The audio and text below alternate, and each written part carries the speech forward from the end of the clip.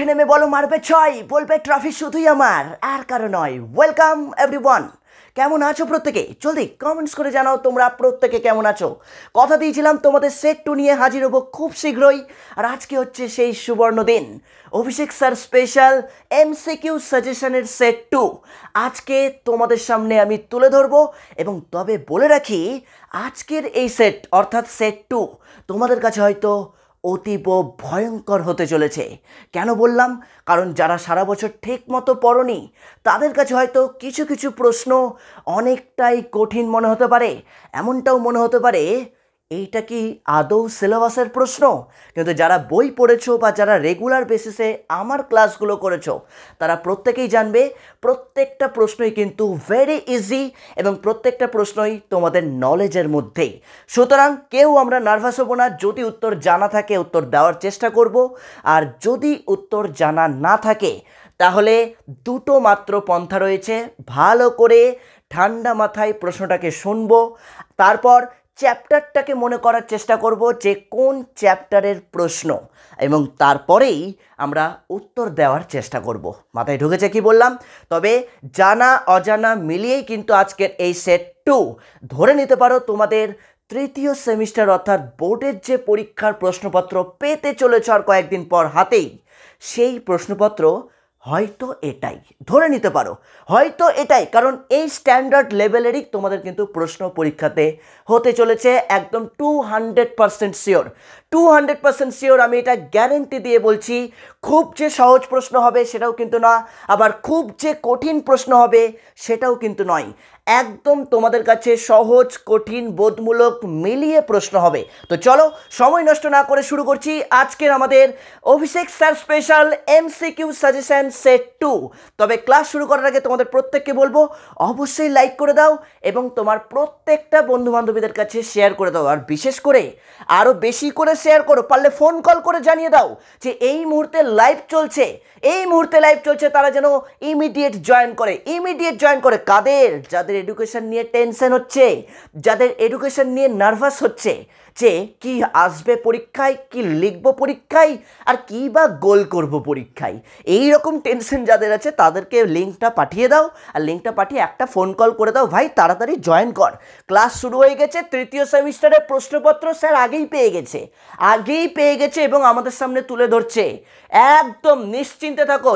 আগের দিন যে সেটটা আলোচনা করেছিলাম আর আজকে যে সেটটা এই মুহূর্তে আলোচনা করছি, এখান থেকে কিন্তু তোমরা অনেকগুলো প্রশ্ন কমন পেয়ে যাবে। তাছাড়াও এবিটিএ তো তোমাদেরকে বলেছি খুব ভালো করে করতে, কারণ এবিটিএতে অনেকগুলো প্রশ্ন কিন্তু আমাদের আননোন টাইপ ছিল। কিন্তু আননোন মানে কি? আননোন মানে হয়তো তোমার কাছে আননোন, কিন্তু ওগুলো সব সিলেবাস ওরিয়েন্টেডই প্রশ্ন। হয়তো একটা টেক্সট বইয়ে দেওয়া নেই, অন্য একটা টেক্সট বই তো আছে, কারণ আমাদের মার্কেটে মোটামুটি 5 থেকে 6টা রাইটারের টেক্সট বই চলছে। তাহলে একটা বই যে সব পাওয়া যাবে তা তো নয়। সুতরাং আমি যেভাবে তোমাদেরকে করিয়েছি গোটা 4 থেকে 5 মাস, এই 5 থেকে 6 মাস ধরে আমি যেভাবে সিলেবাসটাকে কভার করিয়েছি, আশা করছি যারা ক্লাস করেছো রেগুলার তারা তো সবই জানো। আর যারা করনি, কোনো কারণবশত পড়াশোনা থেকে বঞ্চিত ছিলে, তো তাদের উদ্দেশ্যে স্পেশালি বলা, খুব ভালো করে কিন্তু গতকালকের সেট এবিটিএ টেস্ট পেপার এবং আজকে যে সেটটা আলোচনা করছি খুব ভালো করে মনোযোগ দিয়ে শুনবে। ওকে, যারা চ্যানেলে নিউ রয়েছো অবশ্যই চ্যানেলটিকে সাবস্ক্রাইব করে পাশে বেল আইকনটি প্রেস করে রাখো, যাতে তোমাদের জন্য যখনই নিত্য নতুন ক্লাস আমি প্রোভাইড করব সবার প্রথমে যাতে ক্লাসটি দেখার সুযোগ তুমি পাও। এবং পরীক্ষা শেষ হলেই তোমাদের 4th সেমিস্টারের ক্লাস শুরু হয়ে যাবে। যারা চাইছো 4th সেমিস্টারে অ্যাডমিশন নিতে তারা নিচে দেওয়া দেখো একটা হোয়াটসঅ্যাপ নাম্বার রয়েছে 7063619127। তা এখানেও লেখা রয়েছে 7063619127। এই নাম্বারে হোয়াটসঅ্যাপ করো, তোমার নাম এনরোল করে রাখো। কি নাম? তোমার নিজের নাম লিখবে, কোন সাবজেক্টে অ্যাডমিশন হতে চাইছো সেটা লিখবে, আর তুমি কোন স্কুলে পড়ো, এই 3টে জিনিস লিখে পাঠিয়ে দাও। আফটার এক্সামিনেশন তোমরা কন্ট্যাক্ট করবে, তারপর তোমাদেরকে ভর্তি প্রসিডিওর সমস্ত ডিটেলস বলে দেওয়া হবে। ওকে, তো চলো শুরু করছি আজকের সেট 2 এর প্রথম প্রশ্ন। কি রয়েছে একটু দেখে নিই। প্রথম প্রশ্ন দেখো, প্রথম প্রশ্ন রয়েছে বিশ্ববিদ্যালয় শিক্ষা কমিশনের একজন বিদেশি সদস্য ছিলেন option A doctor Duff, option B John Christie, option C K R William, option D D S Kothari. খুব ঠান্ডা মাথায় বুঝে উত্তর দেবে। আমি প্রশ্নটা কি করেছি, বিশ্ববিদ্যালয় শিক্ষা কমিশনের একজন বিদেশি সদস্য, বিশ্ববিদ্যালয় শিক্ষা কমিশনের বিদেশি সদস্যের নাম। তাহলে চারটে নাম বললাম, কি কি বললাম, একটা বললাম ডাফ, একটা বললাম জন ক্রিস্টি, একটা বললাম কেয়ার উইলিয়াম, একটা বললাম ডিএস কোঠারি। উত্তরটা তোমরাই দেওয়ার চেষ্টা করো, কেন ডিএস কোঠারি তো হবেই না, কেন উনি একজন ভারতীয় শিক্ষাবিদ। তাহলে কোঠারি তো প্রথমেই বাদ চলে গেল। বাকি যে তিনটে নাম আছে ডাফ, ক্রিস্টি, কেয়ার উইলিয়াম, তার মধ্যে দুটো কিন্তু মুদালিয়ার শিক্ষা কমিশনের সদস্য, তাই তো? একজনই আছেন যিনি হচ্ছেন বিশ্ববিদ্যালয় শিক্ষা কমিশনের সদস্য।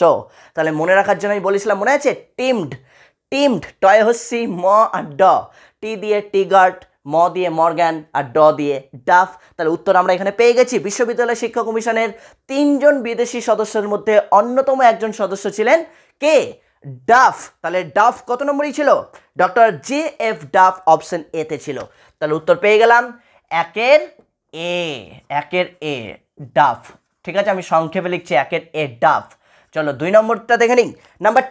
নাম্বার টু খুব ভালো করে দেখবে।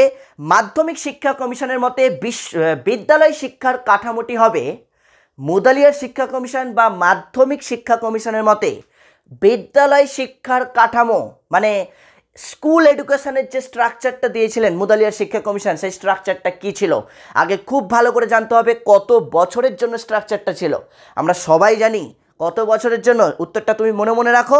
তো মূল স্ট্রাকচারটা এখানে দিয়ে দিচ্ছে, দেখো বলছে 5+4+3, অপশন এতে আছে 5+4+3 = 12 বছর, তাই তো? অপশন বিতে আছে 5+3+3 = 11 বছর, 5+3+3 = 11 বছর। অপশন সিতে আছে 4+5+2 = 11 বছর, 4+5+2 = 11 বছর। আর অপশন ডিতে আছে 6+2+3 = 11 বছর, 6+2+3 = 11 বছর। তাহলে উত্তর কি হবে, উত্তর কি হবে? দেখো এমসিকিউ যদি উত্তর জানা না থাকে তোমরা নানা রকমভাবে এমসিকিউ সমাধান করতে পারো। আর একটা সায়েন্টিফিক পদ্ধতি আছে, প্রথমেই দেখবে কোনটা আননোন, কোনটা একদম বাকি অপশনগুলোর থেকে ভিন্ন, সেটা প্রথমেই বাদ হয়ে যাবে, সেটা প্রথমেই বাদ হয়ে যাবে। তারপরে দেখবে কোন দুটো অপশন কাছাকাছি আছে, কোন দুটো অপশন কাছাকাছি আছে, সেই দুটোর মধ্যেই কিন্তু উত্তর আসে, সেই দুটোর মধ্যেই উত্তর আসে। তাহলে এখানে আশা করি এইভাবে সায়েন্টিফিক ট্রিক অ্যাপ্লাই করার দরকার নেই, উত্তরটা আমরা সবাই জানি। উত্তরটা কি হবে তোমরা প্রত্যেকেই বলো, অপশন বি, 5+3+3 = 11 বছর। Very good. তাহলে দেখো অপশন বিতে পেয়ে গেলাম। তাহলে 5+3+3 = 11 বছর। ঠিক আছে। আচ্ছা, অপশনে আরেকটা অপশন তোমাদের থাকতে পারে, আরেকটা অপশন থাকতে পারে, এইটা যদি না থাকে, কেন এটাও মুদালিয়ার কমিশনের দেওয়া, আমি জাস্ট একটু মুখে বলে দিচ্ছি। সেটা হচ্ছে যদি বাই চান্স দেখো এটা নেই, তাহলে অপশানে কি থাকবে, 4+4+3 = 11 বছর। দুটোই কিন্তু উত্তর, মনে থাকবে দুটোই উত্তর। এই যে হয় 5+3+3 এইটা অপশানে থাকতে পারে, অথবা যেটা তোমাদের অপশানে থাকতে পারে 4+4+3 = 11 বছর। কারণ মুদালিয়ার শিক্ষা কমিশন 11 বছরের বিদ্যালয় শিক্ষা কাঠামোর প্রস্তাব দিয়েছিলেন। তাহলে 11 বছর তো বিভিন্নভাবে হতে পারে। আমি তো বাকি তিনটা অপশান যেটা দিয়েছি সেটাও তো 11 বছর 11 বছর 11 বছর করেই ছিল, একটাই শুধু 12 বছরের ছিল। তো 12 বছর তো প্রথমেই বাদ হয়ে যাবে। তো 11 বছর আছে মানেই যে উত্তর সেটা হয়ে যাবে তা কিন্তু নয়, মূল স্ট্রাকচারটাকে ভালো করে বুঝতে হবে। এখান থেকে কিন্তু একটা প্রশ্ন আসতে পারে, হয় মুদালিয়ার শিক্ষা কমিশনের কাঠামো, অথবা আগের দিন সেট 1-এ আমি বলেছিলাম জাতীয় শিক্ষানীতি 2020 শিক্ষা কাঠামোটা। এই দুটার মধ্যে কিন্তু একটা তোমাদের শিওর আসতে পারে, 200% শিওর, বারবার করে বলছে কিন্তু, হয় মুদালিয়ার শিক্ষা কমিশনের বিদ্যালয় শিক্ষার কাঠামো, অথবা জাতীয় শিক্ষানীতি 2020 শিক্ষা কাঠামো। তোমাদের এই দুটোর মধ্যে কিন্তু একটা দিতেই পারে। মাথায় ঢুকেছে কি বললাম? চলো 3 নম্বর কোয়েশ্চেনটা আমরা দেখে নিই। বলছে কোঠারি কমিশনের মতে +2 শিক্ষা স্তর হলো। 3 নম্বর কোয়েশ্চেন, কোঠারি কমিশনের মতে +2 মানে বুঝো তো, এই যে প্লাস লিখে 2, তাহলে +2 শিক্ষা স্তর হলো অপশন এ দ্বিতীয় শ্রেণী, অপশন বি দ্বাদশ শ্রেণী, অপশন সি হচ্ছে স্নাতক স্তরের দ্বিতীয় বর্ষ, আর ডি হচ্ছে স্নাতকোত্তর স্তরের দ্বিতীয় বর্ষ। কোনটা বোঝাতে চেয়েছেন কোঠারি কমিশন? কোঠারি কমিশন +2 স্তর বলতে কোনটা বোঝাতে চেয়েছেন? পুরনো সিলেবাসের কোয়েশ্চেন, বহুবার সালের প্রশ্নে এসছে, বহুবার উচ্চ মাধ্যমিকে এসছে প্রশ্নটা। তাহলে তোমরা বলো কোঠারি কমিশন +2 স্তর বলতে কোনটাকে বুঝিয়েছেন? দ্বিতীয় শ্রেণীকে মানে ক্লাস 2কে বুঝিয়েছেন, নাকি দ্বাদশ শ্রেণীকে বুঝিয়েছেন মানে ক্লাস 12কে বুঝিয়েছেন, নাকি গ্র্যাজুয়েশনের সেকেন্ড ইয়ারকে বুঝিয়েছেন মানে স্নাতক স্তরের দ্বিতীয় বর্ষকে বুঝিয়েছেন, নাকি মাস্টার ডিগ্রির দ্বিতীয় বর্ষকে বুঝিয়েছেন, স্নাতকোত্তরের দ্বিতীয় বর্ষকে বুঝিয়েছেন? কোনটা? উত্তর কী হবে? উত্তরটা আমরা সবাই জানি, কারণ কোঠারি কমিশনের স্ট্রাকচারে 10+2 ছিল, আর 10 মানে মাধ্যমিক অবধি, আর +2 মানে একাদশ দ্বাদশ উচ্চ মাধ্যমিক স্তর। তাহলে উচ্চ মাধ্যমিক স্তর মানে অবশ্যই দ্বাদশ শ্রেণীকে বুঝিয়েছে। তাহলে আমরা অপশান কোথায় ছিল দ্বাদশ শ্রেণী? অপশান বি, দ্বাদশ শ্রেণী। তাহলে 3-এর বি উত্তর পেয়ে গেলাম, দ্বাদশ শ্রেণী। মনে থাকবে, দ্বাদশ শ্রেণী। ওকে, চলে আসছি আমরা 4 নম্বর কোয়েশ্চেন। নাম্বার 4, 4 নম্বর কোয়েশ্চেন। প্রত্যেকটা প্রশ্ন আগে নিজেরা উত্তর দেওয়ার চেষ্টা করো, যেভাবে তোমরা উত্তর দিচ্ছ। ওকে, খুব ভালো করে দেখবে। 4 নম্বর প্রশ্নটা ভেরি ইম্পর্টেন্ট একটা কোয়েশ্চেন। আগের দিন আমি বলেছিলাম যে বুনিয়াদী শিক্ষায় গান্ধীজি কটা স্তরের কথা বলেছিলেন? তোমরা উত্তর দিয়েছিলে 4টি স্তর, কি তাই তো? কিন্তু আজকের সেটে কোয়েশ্চেনটা কিন্তু একটু ঘুরানো আছে। এই যে বুনিয়াদী শিক্ষার যে 4টে স্তর, এই 4টে স্তরকে ক্রমানুযায়ী সাজাতে দিয়েছে, কার পরে কোন স্তর। মানে বুঝতে পারছো তো কঠিন, কতটা কঠিন হতে চলেছে প্রশ্নটা? তাহলে প্রশ্নটা কঠিন না সহজ, উত্তরটা দিবে তোমরা, ভালো করে শুনবে। চলো কি বলেছি, বলছে গ্রামীণ শিক্ষা কাঠামোর সঠিক ক্রমটি হলো, এখানে গ্রামীণ শিক্ষা কাঠামো দিয়ে দিয়েছে, বুনিয়াদী নয়। তাহলে গ্রামীণ শিক্ষা কাঠামোর সঠিক ক্রমটি হলো অপশন এ, বুনিয়াদী শিক্ষা 7 থেকে 8 বছর, তারপর দিয়েছে মাধ্যমিক শিক্ষা 3 থেকে 4 বছর, তারপর কলেজীয় শিক্ষা 3 বছর, তারপর দিয়েছে বিশ্ববিদ্যালয় শিক্ষা 2 বছর। এটা পরপর অ্যারো দিয়ে দিয়েছে, তীর চিহ্ন দিয়ে দিয়েছে। বুঝতে পারলাম কি বললাম? কোয়েশ্চেনটা আবারও বলছি আমি, প্রশ্নটা দিয়েছে গ্রামীণ শিক্ষা কাঠামোর সঠিক স্তরটি হলো, সঠিক ক্রমটি হলো, সঠিক ক্রম কার পরে কোনটা? গ্রামীণ শিক্ষা কাঠামোই। অপশন এতে আছে বুনিয়াদী শিক্ষা 7 থেকে 8 বছর, মাধ্যমিক শিক্ষা 3 থেকে 4 বছর, কলেজীয় শিক্ষা 3 বছর এবং বিশ্ববিদ্যালয় শিক্ষা 2 বছর। অপশন বিতে আছে বুনিয়াদী শিক্ষা 4 বছর, মাধ্যমিক শিক্ষা 2 বছর, কলেজীয় শিক্ষা 1 বছর, বিশ্ববিদ্যালয় শিক্ষা 3 বছর। জাস্ট বয়সগুলো চেঞ্জ করে দিয়েছে, বছরটা চেঞ্জ করেছে, একই রকমই আছে কিন্তু। প্রথমে বুনিয়াদী, তারপরে আছে তোমার মাধ্যমিক, তারপরে আছে কলেজ, তারপরে আছে বিশ্ববিদ্যালয়। এই স্ট্রাকচারটা সেম আছে, শুধু চেঞ্জ করেছে কি? চেঞ্জ করেছে, প্রথমটাতে বললাম বুনিয়াদী শিক্ষা 7 থেকে 8 বছরের ছিল, এখানে বলছে বুনিয়াদী শিক্ষা 4 বছর। চলো অপশান সিতে দেখে নিই, বুনিয়াদী শিক্ষা 3 বছর, মাধ্যমিক শিক্ষা 5 বছর, কলেজের শিক্ষা 1 বছর, আর বিশ্ববিদ্যালয় শিক্ষা হচ্ছে 3 বছর। আর অপশান ডিতে আছে বুনিয়াদী, মাধ্যমিক, কলেজ, বিশ্ববিদ্যালয়। বুনিয়াদীতে বলেছে 3 বছর, বিশ্ববিদ্যালয় 4 বছর, তারপর বলেছে আবার কলেজ 3 বছর আর বিশ্ববিদ্যালয় 4 বছর, মানে ওটা মাধ্যমিক ছিল আর কি। তাহলে উত্তর কোনটা হবে তোমরাই বলবে। এটা যেহেতু কোয়েশ্চেনটা চোখে দেখে করলে হয়তো বেশি সহজ হতো, তো এখানে আমি ডিসপ্লে করতে পারছি না, তাহলে আমাকে স্ক্রিনে এখানে সাইডে শো করাতে হতো। তো দরকার নেই, জাস্ট আমরা তাড়াতাড়ি করার জন্য কমপ্লিট করব। কোয়েশ্চেন পিডিএফ তোমরা পেয়েও যাবে, আমি গ্রুপগুলোতে পিডিএফ পাঠিয়েও দেবো কোয়েশ্চেনের, তোমরা নিজেরাও দেখতে পাবে। ওকে, যে গ্রুপে অ্যাডমিশন নিয়েছো বা যে গ্রুপে যুক্ত রয়েছো, প্রত্যেকটা গ্রুপে আজকের এই স্পেশাল সেট 2, এই সেট 2 এর পিডিএফ আমি তোমাদের গ্রুপে পাঠিয়ে দেবো। ওকে, তাহলে চলো আমরা দেখে নিচ্ছি এখানকার উত্তর অনুযায়ী। আমরা দেখো বেশি কিছু ভাবতে হবে না, শুধু একটাই জিনিস মনে রাখবে, বুনিয়াদী শিক্ষাটা 7 থেকে 8 বছরের জন্যই ছিল। বুনিয়াদী শিক্ষাটা 7 থেকে 8 বছর মানে প্রথম শ্রেণী থেকে অষ্টম শ্রেণী। তাহলে বুনিয়াদী শিক্ষা 7 বা 8 ইয়ার্স। তাহলে এইটা কোন অপশানে আছে আমরা দেখে নিই। অপশান এতেই কিন্তু আমরা দেখতে পেয়েছিলাম বুনিয়াদী শিক্ষা ছিল 7 থেকে 8 বছর, তারপর মাধ্যমিক শিক্ষা 3 থেকে 4 বছর, তারপর ছিল কলেজের শিক্ষা 3 বছর, বিশ্ববিদ্যালয় শিক্ষা 2 বছর। দেখো আমাদের যে স্ট্রাকচারটা চলছে একদম সেম স্ট্রাকচার কিন্তু, তবে এখন তো সিবিএসই সিস্টেমে চেঞ্জ হয়ে গেছে। এতদিন অবধি মানে আজ থেকে 2 বছর আগে অবধি যে স্ট্রাকচারে পরীক্ষা হয়েছে বা যে স্ট্রাকচারে আমরা পড়াশোনা করেছি, সেম স্ট্রাকচারটাই কিন্তু গ্রামীণ শিক্ষা কাঠামোর ক্ষেত্রেই ছিল। ওকে, তাহলে অপশান এ আমরা পেয়ে গেলাম। তাহলে অপশান এ, 4-এর উত্তর হয়ে গেছে এ। ঠিক আছে, 4-এর এ, আমি আর এটা এখানে লিখছি না, জাস্ট 4-এর এ। ওকে, চলো 5 নম্বরটা দেখে নিই। 5 নম্বর কোয়েশ্চেন কি আছে? আচ্ছা, যারা গ্রুপে নেই তারা কি করবে? তাদের জন্য লিখে দিলে মনে হয় ভালো হতো। আমি উত্তরটা আরেকবার বলে দিচ্ছি, যারা গ্রুপে নেই তাদের জন্য গ্রামীণ শিক্ষা কাঠামোর সঠিক ক্রমটা হচ্ছে প্রথমেই বুনিয়াদী শিক্ষা ব্র্যাকেটে লিখে রাখবে 7 থেকে 8 বছর। তারপর একটা অ্যারো দিয়ে লিখবে মাধ্যমিক শিক্ষা, সেটা 3 থেকে 4 বছর। আবার একটা অ্যারো দিয়ে লিখবে কলেজীয় শিক্ষা, সেটা 3 বছর। তারপর আরেকটা অ্যারো দিয়ে লিখবে বিশ্ববিদ্যালয়ের শিক্ষা, সেটা 2 বছর। ক্লিয়ার? এইবার চলে আসছে আমরা 5 নম্বর প্রশ্ন। এনইপি 2020 জাতীয় শিক্ষানীতি 2020 থেকে প্রশ্নটা দিয়েছে। এনইপি 2020 শিক্ষা কিরূপ হওয়ার পরামর্শ দেয়? এনইপি 2020 শিক্ষা কিরূপ হওয়ার পরামর্শ দেয়? অপশন দিয়েছে, অপশন এ পাঠ্যপুস্তকের বিষয়বস্তুর মধ্যে সীমাবদ্ধ করা। ভালো করে শুনে উত্তর দেবে। পাঠ্যপুস্তকের বিষয়বস্তুর মধ্যে সীমাবদ্ধ করা, এরকম পরামর্শ দেয় কি? অপশন বি তথ্যের যন্ত্রবৎ স্মরণের উপর ভিত্তি করা, তথ্যের যান্ত্রিক স্মরণের উপর ভিত্তি করা। অপশন সি শিক্ষার্থীদের প্রতিযোগিতায় উৎসাহ করা, শিক্ষার্থীদের প্রতিযোগিতায় উৎসাহ করা। অ্যান্ড অপশন ডি সমালোচনামূলক চিন্তার বিকাশে মনোনিবিষ্ট করা।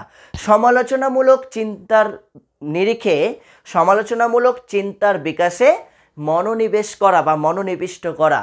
মানে সমালোচনামূলক চিন্তা মানে কি? সমালোচনামূলক চিন্তা মানে ক্রিটিসিজম করা, মানে সমালোচনা করা মানে কি? তোমার মধ্যে যদি প্রপার জ্ঞান না থাকে, বৌদ্ধিক জ্ঞান না থাকে, যুক্তি না থাকে, তুমি কোনো একটা বিষয় নিয়ে সমালোচনা করতে পারবে? কখনোই পারবে না, তাই না? ওই খোলা আকাশে ঢিল মারার মতো হয়ে যাবে তখন। তাহলে ওরকম নয়, তুমি জানো মানেই তুমি সেটা নিয়ে সমালোচনা করছো। তুমি যদি না জানো তবে কি তুমি সেটা নিয়ে সমালোচনা করতে পারবে? কখনোই পারবে না। তাহলে এনইপি 2020 শিক্ষা কিরূপ হওয়ার পরামর্শ দেয়? 4টার মধ্যে কোনটা উত্তর?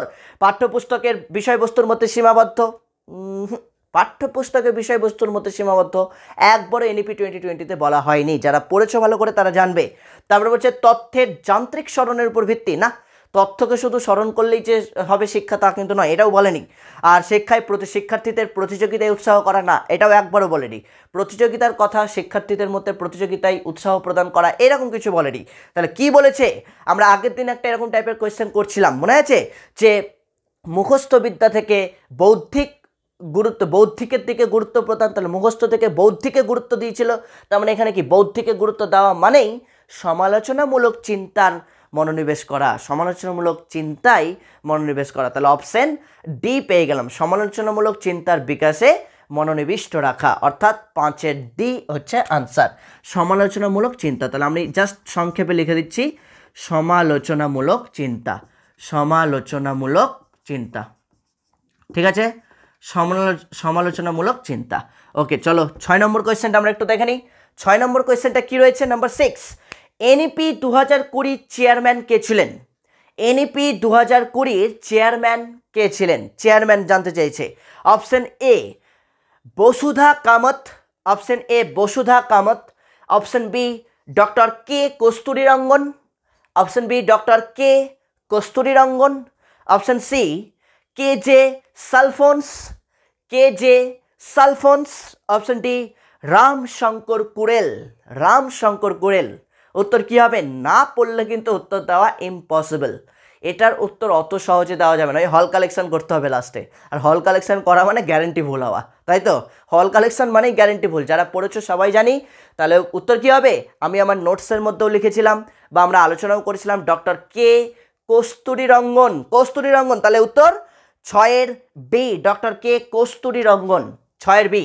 তাহলে এনইপি 2020 চেয়ারম্যান ছিলেন ডক্টর কে কস্তুরীরঙ্গন, ডক্টর কস্তুরীরঙ্গন। ওকে, ডক্টর কস্তুরীরঙ্গন, ডক্টর কস্তুরীরঙ্গন। চলো 7 নম্বরটা দেখে নিই। নাম্বার 7 কি রয়েছে? 7 নম্বর কোয়েশ্চেন, নবোদয় বিদ্যালয়ের অপর নাম কি? সবাই জানি নবোদয় বিদ্যালয়ের অপর নাম কি? জাতীয় শিক্ষানীতি 1986 এবং 2020, এই যে চ্যাপ্টারটা, এখান থেকে দিয়েছে কোয়েশ্চেনটা, অর্থাৎ আমাদের সেকেন্ড চ্যাপ্টার থেকে কোয়েশ্চেনটা দিয়েছে। তাহলে নবোদয় বিদ্যালয়ের অপর নাম কি? Option A common school, B nursery school, C Montessori school, D pace setting school. উত্তর কি হবে? Common school, nursery school, Montessori school, pace setting school. উত্তর কি হবে? Pace setting school, nursery school, common school, Montessori school. 4টের মধ্যে উত্তর কোনটা? উত্তর সবাই জানি অপশন কি? বাস option D. Very good, pace setting school. তাহলে 7-এর ডি পেয়ে গেলাম আমরা, পেস সেটিং স্কুল, তাই তো? Pace setting school, pace setting school হচ্ছে নবোদয় বিদ্যালয়ের অপর নাম। পেস সেটিং স্কুল নবোদয় বিদ্যালয়ের অপর নাম। চলে আসছে নাম্বার 8। 8 নম্বর কোয়েশ্চেন, খুব ভালো করে দেখবে। আমি 10টা করে কিন্তু প্রত্যেকের কাছে স্কোর জানতে চাইবো যে কার কত স্কোর আসছে 10টার মধ্যে। ঠিক আছে, এই 10টা শেষ হলে বলবে। আচ্ছা, চলে আসছে 8 নম্বর কোয়েশ্চেন। ভারতীয় সংবিধানে কাদের জন্য শিক্ষাক্ষেত্রে বিশেষ সুযোগ সুবিধার ব্যবস্থা করা হয়েছে? ভারতীয় সংবিধানে কাদের জন্য শিক্ষায় বিশেষ সুযোগ সুবিধার কথা বলা হয়েছে? Option A SC, B ST, C OBC, D উপরের সবগুলোই, মানে এসসি এসটি ওবিসি সবগুলোই হবে। উত্তর কি হবে? ভারতীয় সংবিধানে কাদের জন্য শিক্ষা সংক্রান্ত বিশেষ সুযোগ সুবিধার কথা বলা হয়েছে? শিক্ষা সংক্রান্ত না দিলেও যদি বলে বিশেষ সুযোগ সুবিধার কথা কাদের জন্য বলা আছে, উত্তর কি হবে? এসসিদের জন্য, শিডিউল কাস্ট যারা তপশিলি জাতি তাদের জন্য, নাকি এসটিদের জন্য, শিডিউল ট্রাইব তপশিলি উপজাতিদের জন্য, নাকি ওবিসিদের জন্য, আদার ব্যাকওয়ার্ড ক্লাসেস অর্থাৎ অন্যান্য অনগ্রসর সম্প্রদায় বা জাতিদের জন্য, নাকি উপরের সবগুলোই? এসসি এসটি ওবিসি উপরের সবগুলোই উত্তর হবে। বলো তাড়াতাড়ি বলো। উত্তর তোমরা দেবে, এটার উত্তর আমি জানি না, সিরিয়াসলি এটার উত্তর আমি জানি না, উত্তর তোমরা দেবে। উত্তর কি হবে? অপশন অপশন বাহ, এত বন্যা বইয়ে দাও, বন্যা বইয়ে দাও, প্রত্যেকের কাছ থেকে উত্তরটা জানতে চাইছি। Very good, option D. Option D উপরের সবগুলোই ঠিক, এসসি এসটি ওবিসি সবগুলোই হবে, তাই তো? এসসি এসটি ওবিসি সবগুলোই সবগুলোই ঠিক হবে, মনে থাকবে, সবগুলোই ঠিক। চলে আসছি 9 নম্বর কোয়েশ্চেন। নাম্বার 9। নাম্বার 9 কোয়েশ্চেন কি রয়েছে? 2019 সালে স্টার দিয়ে রাখবে কোয়েশ্চেনটা, প্রয়োজন পড়লে খাতায় নোট ডাউন করে নাও। 2019 সালে ইডব্লিউএস সংরক্ষণ প্রদানের জন্য কোন ধারাগুলির সন্নিবেশ করা হয়েছে?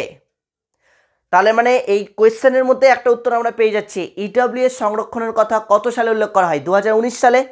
তাহলে প্রশ্নটা কি দিয়েছে দেখো, 2019 সালে EWS economically weaker section, EWS এর পুরো নাম হচ্ছে ইকোনমিক্যালি উইকার সেকশন, অর্থনৈতিকভাবে দুর্বল শ্রেণী বাংলায় বললে। তাহলে ইডব্লিউএস সংরক্ষণ প্রদানের ক্ষেত্রে কোন ধারাগুলির সন্নিবেশ করা হয়েছে? ধারাগুলিকে যুক্ত করা হয়েছে কোন ধারা? অপশন এতে দিয়েছে 15(1) ও 16(1), 15(1) ও 16(1). 15(1) নম্বর ধারা সবাই আমরা জানি, সুতরাং এটা তো হবেই না, তাই তো, এটা বাদ চলে গেল। তা বলছে 15(2) ও 16(2). 15(2)ও কিন্তু আমরা সবাই জানি, তাহলে 15(2) আর 16(2) হবে না, এটাও বাদ চলে গেল। অপশন সিতে দিয়েছে 15(4) ও 16(4), এইটা একটা আছে। আর অপশন ডিতে আছে 15(6) ও 16(6). উত্তর কি হবে?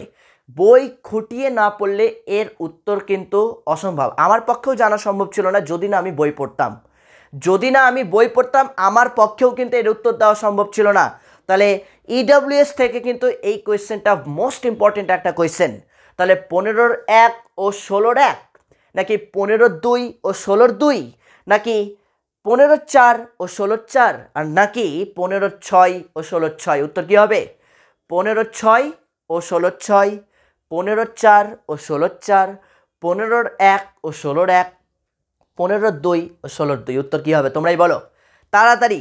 কোন অপশনটা? Option A B C D এর মধ্যে অপশন? উত্তর কিন্তু অনেকেই দেওয়ার চেষ্টা করছো, অনেকে আবার ভুল উত্তরও দিচ্ছ। এটা খুব ভালো করে প্রশ্নটা কিন্তু স্টার দিয়ে রাখো। আনসার হবে 15(6) ও 16(6). উত্তরটা আমরা কোথায় পেয়েছিলাম? 15(6) ও 16(6). এটা আছে অপশন ডিতে, 15(6) ও 16(6). অপশন ডি 15(6) ও 16(6). 15(6) ও 16(6) নং ধারায়, মনে রাখবে 15(6) ও 16(6) নং ধারায়।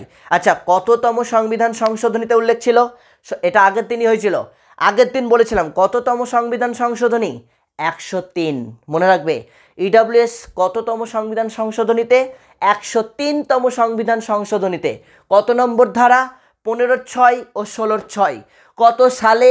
2019 সালে। যদি প্রশ্ন দেয় কত সংরক্ষণের কথা বলা হচ্ছে, কত পার্সেন্ট সংরক্ষণ? 10% সংরক্ষণ, 10% সংরক্ষণ। মনে থাকবে ইডব্লিউএস এর 4টে কোয়েশ্চেন কিন্তু এখানেই বলে দিলাম। 2019 সালে 15(6) ও 16(6) নং ধারায় 103 নম্বর সংবিধান সংশোধনীতে এবং 10% সংরক্ষণের কথা বলা হয়। খুব ভালো করে কিন্তু মনে রাখবে এই কোয়েশ্চেনটা, 9 এর ডি। আনসার কিন্তু আমরা পেয়ে গেলাম 9 ডি। চলে আসছি 10 নম্বর কোয়েশ্চেন।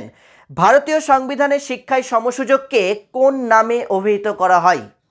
ভারতীয় সংবিধানের শিক্ষায় সমসুযোগকে কোন নামে অভিহিত করা হয়? ভারতীয় সংবিধানের শিক্ষায় সমসুযোগকে কোন নামে অভিহিত করা হয়? উত্তর অপশন এ দিয়েছে শ্রেণী বৈষম্য, অপশন বি দিয়েছে সংরক্ষণমূলক বৈষম্য, অপশন সি দিয়েছে সমাজমূলক বৈষম্য, অপশন ডি দিয়েছে কোনোটি নয়। খুব জটিল হয়ে গেছে না প্রশ্নটা আজকের?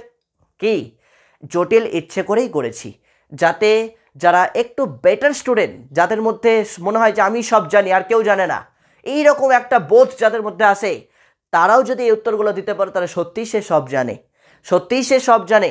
আমি ওই জন্য কিন্তু আজকের সেটের কোয়েশ্চেন একটু হলেও কঠিন করেছি। এটা আজকের সেটটা আমি বহুদিন আগেই সেটটা রেডি করেছিলাম, মানে তোমাদের সিলেবাস শুরু করার আগেই আমি সেট রেডি করে নিয়েছি। এই সেটটা আমার রেডি ছিল সিলেবাস শুরু করার আগেই, মানে বুঝতে পারছো তো কবে থেকে আমার মাথায় প্ল্যানিং চলেছে যে কী ধরনের প্রশ্ন আসতে পারে, এবং স্ট্যান্ডার্ড লেভেলের কোয়েশ্চেন তোমাদের জন্য রেডি করা হয়েছে। স্ট্যান্ডার্ড লেভেলের কোয়েশ্চেনের সেটটা হয়তো তোমরা অনেকেই দেখেছো, আমি জায়গাটা বলছি না কোথায় দেখেছো, তোমরাই বলবে এই কোয়েশ্চেন সেটটা কোথায় পেয়েছো, আগে কি পেয়েছো কোথাও? যদি বলো হ্যাঁ পেয়েছি, কোথায় পেয়েছো উত্তরটা তোমরাই দিবে। আর যদি বলো যে না পাইনি, তাহলে এবং পেয়ে থাকলে কোথায় পেয়েছো, কত নম্বর পেজে পেয়েছো, ইত্যাদি ইত্যাদি সব বলতে হবে আমাকে। ওকে চলো, তোমাদের জন্য এটা কিন্তু একটা থাকলো ডেয়ার। আচ্ছা, তাহলে তার মানে এটা আমরা পেয়ে গেলাম। উত্তর কি হবে? ভারতীয় সংবিধানের শিক্ষায় সমসুযোগকে কোন নামে অভিহিত করা হয়? উত্তর শ্রেণী বৈষম্য, সংরক্ষণমূলক বৈষম্য, সমাজমূলক বৈষম্য, না কোনোটি নয়। উত্তর হয়ে যাবে সংরক্ষণমূলক বৈষম্য। মনে থাকবে, সংরক্ষণমূলক বৈষম্য, শিক্ষায় সমসুযোগের অপর নাম হচ্ছে সংরক্ষণমূলক বৈষম্য। 10-এর বি, 10-এর বি পেয়ে গেলাম আমরা, 10-এর বি সংরক্ষণমূলক বৈষম্য। ঠিক আছে, সংরক্ষণমূলক বৈষম্য, সংরক্ষণমূলক বৈষম্য, সংরক্ষণমূলক বৈষম্য। ঠিক আছে, চলো 11 নম্বর কোয়েশ্চেন। তবে 11 নম্বর কোয়েশ্চেনে যাওয়ার আগে এই 10টা এমসিকিউ এর মধ্যে কার কত স্কোর এলো আউট অফ 10 তাড়াতাড়ি জানাও। 10টা এমসিকিউ এই মুহূর্তে আমরা সলভ করলাম আমাদের সেট 2, স্পেশাল সেট 2। তো এখান থেকে কার কত স্কোর হলো প্রত্যেকে একটু জানাও। দেখে আমি তোমাদের স্কোরগুলো একটু লক্ষ্য করব, তোমাদের স্কোরগুলো আমি একটু নোটিস করব, কার কত স্কোর এসছে এই 10টা এমসিকিউ এর মধ্যে, কার কত স্কোর এসছে দেখি তাড়াতাড়ি, ঝটপট ঝটপট জানাও। বাহ, very good very good very good. আমি দেখতে পাচ্ছি মোটামুটি সবারই কিন্তু 6-এর ঊর্ধ্বে থাকছে। বাহ, ওকে ওকে, চলো 11 নম্বর সেটটা দেখে নিই। লাস্টে ওভারঅল টোটালে জানবো আমরা, লাস্টে টোটালে জানবো কার কত স্কোর আসছে। যদি আজকের সেটে 30 থেকে 32 প্লাস স্কোর হয়ে যায়, তুমি ভেবে নাও তোমার প্রিপারেশান জবরদস্ত রয়েছে, পরীক্ষা ফাটাফাটি হবে। কারণ আজকের সেট আমি ইচ্ছে করেই কঠিন করেছি। আমি শুধু এটাই দেখতে চাইছি 30 বা 32-এর ঊর্ধ্বে কেউ পাচ্ছ কিনা।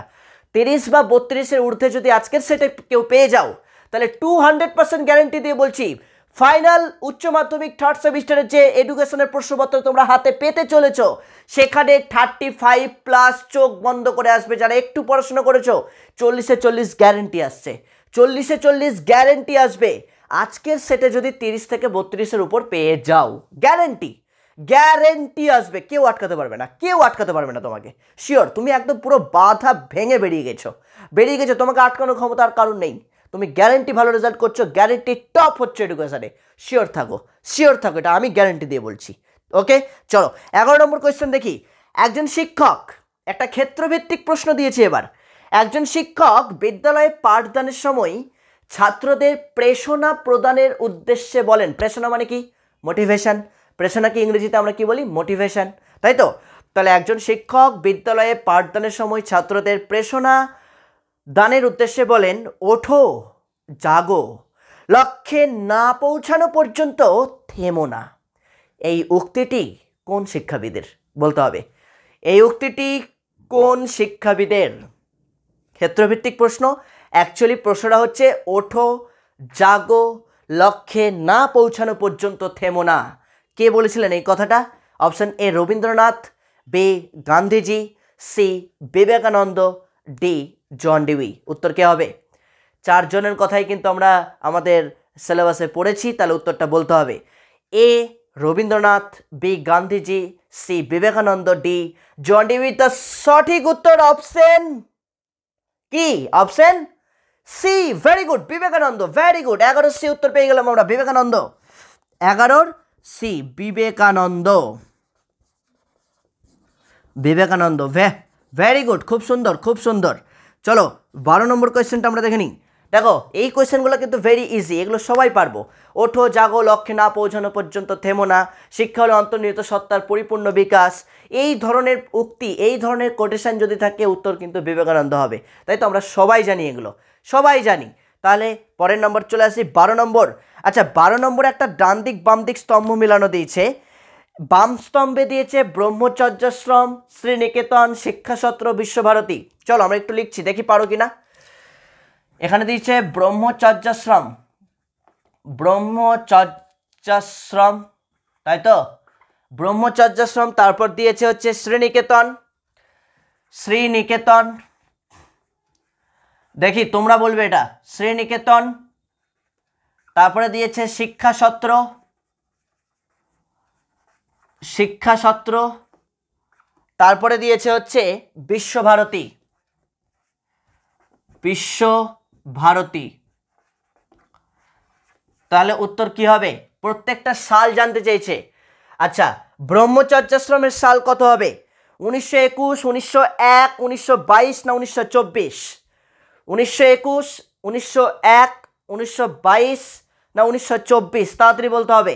উত্তর 1901, সবাই জানি আমরা। ব্রহ্মচর্যাশ্রম উত্তর কি হবে? ব্রহ্মচর্যাশ্রমের উত্তর হবে 1901, তাই তো? এটা কিন্তু সবারই জানা ছিল, 1901। আচ্ছা চলো শ্রীনিকেতন, শ্রীনিকেতনের উত্তর কি হবে? শ্রীনিকেতন 1921, 1901, 1922 নাকি 1924? শ্রীনিকেতন কি হবে? শ্রীনিকেতন তাড়াতাড়ি বলবে। শ্রীনিকেতন উত্তর সবাই জানি 1922, ভেরি গুড, 1922। তাহলে শ্রীনিকেতন হবে 1922। ওকে চলো শিক্ষাসত্র কি হবে? তোমাদেরকেই বলতে হবে শিক্ষাসত্র। 3 নম্বরে আছে শিক্ষাসত্র। তাহলে শিক্ষাসত্র 1921, 1901, 1922 নাকি 1924? শিক্ষাসত্র সবাই জানি 1924, তাই তো? শিক্ষাসত্র হচ্ছে 1924, শিক্ষাসত্র 1924।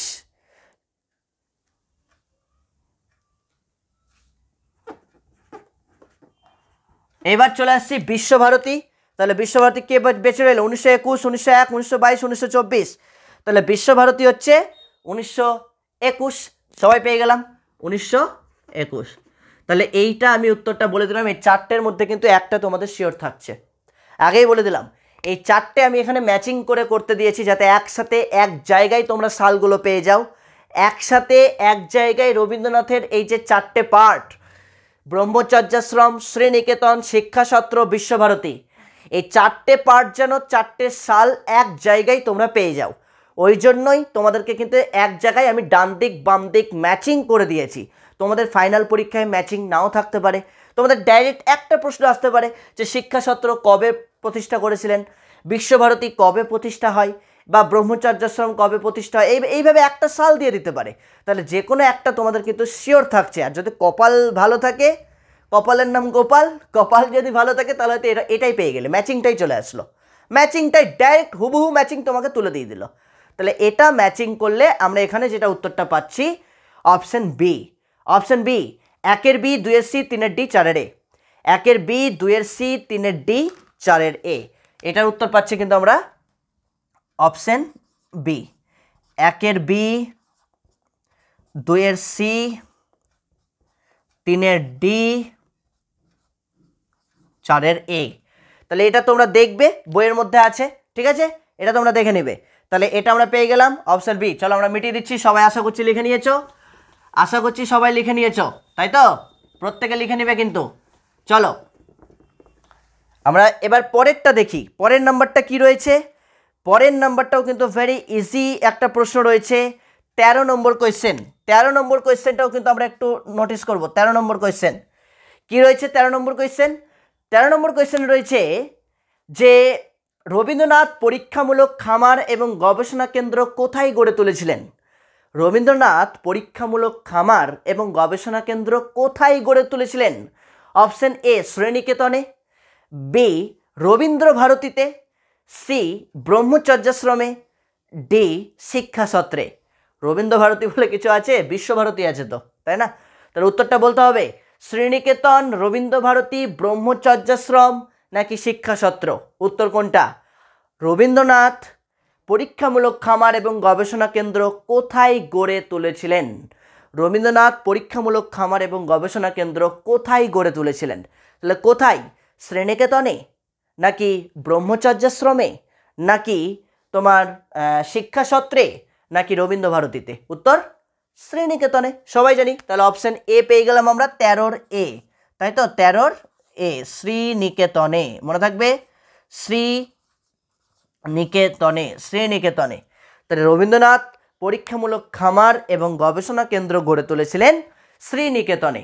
খুব ভালো করে কিন্তু জায়গাটা মনে রাখবে, শ্রীনিকেতনে। এই কোয়েশ্চেনটা একদম আনকমন কোয়েশ্চেন, অনেকেই হয়তো ভাবতে পারো যে কোথা থেকে দিল, সবগুলো বই থেকেই তোলা। কিন্তু 14 নম্বর কোয়েশ্চেনটা কিন্তু ভেরি ইজি কোয়েশ্চেন, একটা কোটেশন দিয়েছে, ভেরি ইম্পর্টেন্ট একটা কোটেশন, যেটা অলরেডি ক্লাস 11-এও তোমরা পড়েছো। কোয়েশ্চেনটা দিয়েছে শিক্ষা হলো মানুষের অন্তর্নিহিত সত্তার পরিপূর্ণ বিকাশ। শিক্ষা হলো মানুষের অন্তর্নিহিত সত্তার পরিপূর্ণ বিকাশ। উক্তিটি কার? আমার মনে হয় না এটা কোনো অপশন লাগবে, উত্তরটা আমরা সবাই জানি। উত্তরটা দেখি, এই যে ঝড়ের গতিতে উত্তর আসছে, ঝড়ের গতিতে উত্তর আসছে, ভেরি গুড। উত্তর স্বামী বিবেকানন্দ। তাহলে স্বামী বিবেকানন্দ অপশন কোথায় ছিল আমরা একটু দেখে নিই। অপশন এতে ছিল জন ডিউই, বিতে আছে রবীন্দ্রনাথ ঠাকুর, সিতে আছে মহাত্মা গান্ধী, ডিতে ছিল স্বামী বিবেকানন্দ। তাহলে উত্তর পেয়ে গেলাম আমরা 14 ডি, স্বামী বিবেকানন্দ। 14 ডি স্বামী বিবেকানন্দ, তাই তো? 14 ডি স্বামী বিবেকানন্দ, স্বামী বিবেকানন্দ। তাহলে এই ধরনের প্রশ্ন কিন্তু আমরা সবাই পেরে যাবো, কিন্তু একটু কঠিন টাইপের প্রশ্ন হলেও কিন্তু অনেকেরই মাথা খারাপ হয়ে যাচ্ছে। আমি দেখতে পাচ্ছি অনেকে ঘেমে যাচ্ছ, আর আমি তো ঘামছি গরমের জন্য, তাই না? লাইটটা জ্বলছে, ফ্যান ট্যান অফ করে যেহেতু ক্লাস নিচ্ছি, রেকর্ড করছি যাতে সাউন্ডটা ক্লিয়ার আসে, তাই ঘেমে যাচ্ছে হয়তো। কিন্তু তোমরা কিন্তু অনেকেই হয়তো ঘেমে যাচ্ছ কারণ একটাই, প্রশ্নগুলো কেমন যেন একটু আননোন টাইপের লাগছে, তাই না? আমি প্রথমেই বলেছিলাম আজকের সেট কিন্তু ভয়ঙ্কর সেট, আর এই ভয়ঙ্কর সেটের পোস্টমর্টেম ঠিকঠাক করে যে রেজাল্ট বের করতে পারবে, সঠিক পোস্টমর্টেম করতে পারবে যারা, তারাই কিন্তু বাজিমাত করে দেবে, তারাই বাজিমাত করে দেবে। সহজ কঠিন মিলিয়ে কিন্তু আজকের এই সেট। চলো পরের চলে আসি পরের কোয়েশ্চেন। 14 নম্বর কোয়েশ্চেন হয়ে গেল আমাদের। 15 নম্বর কোয়েশ্চেন, বুনিয়াদী শিক্ষার অন্যতম বৈশিষ্ট্য কি? আমরা সবাই জানি বুনিয়াদী শিক্ষার স্তর দিবে, বুনিয়াদী শিক্ষার প্রবক্তা দিবে। আরে বাবা, এখানে বুনিয়াদী শিক্ষার বৈশিষ্ট্য জানতে চেয়েছে। বৈশিষ্ট্য, তাহলে কি কি দিয়েছে বৈশিষ্ট্যগুলো দেখে নিই। বুনিয়াদী শিক্ষার বৈশিষ্ট্য হলো অপশন এ আত্মনির্ভরশীল গড়ে তোলা, অপশন বি শ্রমের প্রতি মর্যাদাবোধ, অপশন সি ব্যবহারিক কাজের উপর গুরুত্ব, অপশন ডি সবগুলোই ঠিক। উত্তর কি হবে? বুনিয়াদী শিক্ষার বৈশিষ্ট্য অর্থাৎ গান্ধীজির বুনিয়াদী শিক্ষা বা হাতে কলমে শিক্ষা, এই গান্ধীজির বুনিয়াদী শিক্ষা বা হাতে কলমে শিক্ষার বৈশিষ্ট্য কি হবে? উত্তরটা তোমাদেরকে বলতে হবে। আত্মনির্ভরশীল শিক্ষা, শ্রমের প্রতি মর্যাদাবোধ, নাকি ব্যবহারিক কাজের উপর গুরুত্ব, নাকি সবগুলোই ঠিক? উত্তর কি? উত্তর ভেরি গুড, সবগুলোই ঠিক, সবগুলোই, তাই তো? সব কটা কি গুরুত্ব দিয়েছিল? তাহলে উত্তর পেয়ে গেলাম আমরা সবগুলোই ঠিক, সবগুলোই ঠিক, সবগুলোই ঠিক। এখানেও কিন্তু আমরা পেয়ে গেলাম সবগুলোই ঠিক। তোমরা একটা জিনিস নোটিস করেছো, অনেকেই হয়তো ভাবো, এই যে তোমরা অনেকেই আমাকে জিজ্ঞেস করছিলে যে স্যার বিভিন্ন নামি দামি শিক্ষকেরা বলছেন আন্দাজেও এমসিকিউ ঠিক করা যায়, অপশন বি বা সি এর মধ্যেই উত্তর থাকে। এটা কিন্তু দেখো লাকের উপর ডিপেন্ড করছে। হ্যাঁ, আমিও জানি অপশন বি বা সি এর মধ্যেই হয়তো বেশি উত্তর থাকে, কিন্তু ভালো করে লক্ষ্য করো, একটু আননোন টাইপের যে প্রশ্নগুলো, সে উত্তর কিন্তু আমরা অপশন ডিতে পাচ্ছি। দেখো D D D D D D, দেখো বেশিরভাগ জায়গাতে কিন্তু আমরা ডি উত্তর পাচ্ছি, D, option D, D for doll. তার মানে আমাদেরকে কিন্তু এই জায়গাগুলো ভালো করে বুঝতে হবে। ওই রকম উত্তর জানা নেই তুমি বি আর সি করে চলে আসলে সেটা না, আগে ভালো করে কোয়েশ্চেনটাকে পড়ো, পড়ে বোঝার চেষ্টা করো, সিমিলারিটি আর ডিসিমিলারিটি চিহ্নিত করো, কোনটা একদমই ম্যাচ খাচ্ছে না অপশানের সাথে, মানে কোয়েশ্চেনের সাথে উত্তর একদমই মিল নেই, সেটাকে আগে বাদ দাও, এলিমিনেট করো। তারপর যে অপশান 2টা বা 3টা বেঁচে থাকবে বা 2টো বেঁচে থাকবে, সেই 2টো অপশানের মধ্যে ভালো করে বুঝে উত্তরটা করে দেওয়ার চেষ্টা করো। একদমই জানা নেই, তুমি বি বা সি করে দাও, আলাদা ব্যাপার। কিন্তু দেখা যাচ্ছে বিও একদম বাদ হয়ে যাচ্ছে, সিও একদম বাদ হয়ে যাচ্ছে, উত্তর এ আর ডি এর মধ্যেই লাগছে, তখন তো উত্তর এ বা ডি এর মধ্যেই হবে, তাই না? তো এগুলো জায়গা কিন্তু একটু বুঝে করার চেষ্টা করবে, একটু বুঝে করার চেষ্টা। আমি একবারও বলছি না যে উত্তর বি বা সি হয় না, উত্তর বি বা সিও হয়। কেন আমরা বি পাইনি? কেন বি পেয়েছি তো, হয়তো বি পেয়েছি, আমরা সি পাইনি, এই তো সি পেয়েছি, তাই তো? তারপরে বি বা সি এর উত্তরও থাকে। কিন্তু মাথায় রাখবে, সবগুলো প্রশ্ন একদমই অজানা প্রশ্ন, আননোন প্রশ্ন, তার মানেই উত্তর আমার জানা নেই মানে বি বা সি, সেটা করতে যাবে না। 1 ঘন্টা 15 মিনিট সময় দিচ্ছে তোমাকে পরীক্ষায়। 1 ঘন্টা 15 মিনিট সময় কিন্তু চারটিখানি কথা নয়, 1 ঘন্টা 15 মিনিট মানে যথেষ্ট সময় দিচ্ছে, যথেষ্ট সময়, অনেক বেশি। তুমি দেখবে যারা পড়াশোনা করে পরীক্ষা দিচ্ছ তাদের হয়তো 1/2 ঘন্টা 40 মিনিটে পরীক্ষা শেষ হয়ে যাবে, পরীক্ষা শেষ হয়ে বসে থাকবে, কেউ কিন্তু পরীক্ষা থেকে হল থেকে বেরোতে পারবে না। একদম স্ট্রিক্টলি বোর্ড থেকে কিন্তু বলে দিয়েছে, আমি গ্রুপগুলোতে পাঠিয়েছি, তোমাদের একটা পেপার কাটিং পাঠিয়েছি, তাই তো? তাহলে একদম স্ট্রিক্টলি বলে দিয়েছে। তুমি দেখবে অনেকে পরীক্ষা শেষ হয়ে যাচ্ছে, কিন্তু বারবার করে বলছি ঠান্ডা মাথায় করার চেষ্টা করবে, ঠান্ডা মাথায় করবে। আগেই ওএমআরে গোল করবে না, আগে কোয়েশ্চেনে গোল করো, আগে কোয়েশ্চেনে মার্ক করো, তারপর লাস্টে ওএমআরে গোল করো। কারণ তোমার পরবর্তীতে মনে হতেই পারে যে উত্তরটা এ হতো না, উত্তরটা হয়তো সি হতো, এরকম মনে হতেই পারে। ওই জন্য আগেই ওএমআর নয়, আগে কোয়েশ্চেনে গোল করে রাখবে, ঠিক আছে? ভুল কাটাকুটি যা করার ওএমআরে করবে, ওএমআর বলছি কোয়েশ্চেনে করবে, কাটাকুটি ভুল ভান যা হওয়ার সব তোমার কোয়েশ্চেনে হোক, ফাইনালটা ওএমআরে গিয়ে লিখবে, ফাইনালটা ওএমআরে লিখবে। মাথায় ঢুকলো কি বললাম? আমি লাস্টে বলে দেবো একবার কীভাবে ওএমআর ফিল আপ করবে না করবে। চলে আসছি আমাদের 16 নম্বর কোয়েশ্চেন। 16 নম্বর কোয়েশ্চেনটাও কিন্তু আমাদের বিবৃতি এবং অ্যাজারশন টাইপ কোয়েশ্চেন দিয়েছে। বিবৃতি মানে অ্যাজারশন, আর কারণ আর যুক্তি টাইপ কোয়েশ্চেন দিয়েছে। দেখো কি দিয়েছে, বলছে বিবৃতি এ, অ্যাজারশন কোয়েশ্চেন, ভালো করে শুনবে। 16 নম্বর কোয়েশ্চেন, গান্ধীজি শৃঙ্খলা গঠনে আত্মসংযমের উপর গুরুত্ব দিয়েছেন। গান্ধীজি শৃঙ্খলা গঠনে আত্মসংযমের উপর গুরুত্ব দিয়েছেন। গান্ধীজি শৃঙ্খলা যারা পড়েছো, বারবার করে বলেছিলাম শিক্ষাগত গুরুত্বগুলো খুব ভালো করে পড়বে। শিক্ষার লক্ষ্য, শিক্ষার সংজ্ঞা, পাঠ্যক্রম, বুনিয়াদী শিক্ষা, শৃঙ্খলা, শিক্ষক শিক্ষার্থীর সম্পর্ক, এই জায়গাগুলো ভালো করে পড়ে রাখলেই কিন্তু এই ধরনের প্রশ্ন তোমার কাছে সহজ। তাহলে গান্ধীজি আত্মসংযমের উপর গুরুত্ব দিয়েছিলেন শৃঙ্খলা গঠনের জন্য। হ্যাঁ, এটা বাস্তব, সত্যি দিয়েছিলেন। তোমরা যারা বই পড়েছো তারা সবাই জানো আত্মসংযমের উপরেই গুরুত্ব দিয়েছিলেন শৃঙ্খলার জন্য। কারণ তার যুক্তি কি দিচ্ছে? যুক্তি, তার মতে আবেগ এবং কল্পনাকে সংযত করা না গেলে কোনো গঠনমূলক কাজ সম্ভব নয়। স্বাভাবিক, তুমি কোনো সাংগঠনিক কাজ যখনই করতে যাচ্ছ, তুমি কোনো গঠনমূলক কাজ যখনই করতে যাবে, তখনই তুমি যদি তোমার কল্পনা, তুমি তোমার আবেগ, চিন্তা, চেতনা, এগুলোকে যদি তুমি নিয়ন্ত্রণ করতে না পারো, এগুলোকে যদি তুমি কন্ট্রোল করতে না পারো, তুমি কিন্তু গঠনমূলক কাজ করে সাকসেস হতে পারবে না। তাহলে গঠনমূলক কাজ করতে গেলে তোমাকে মাথা ঠান্ডা রাখতে হবে।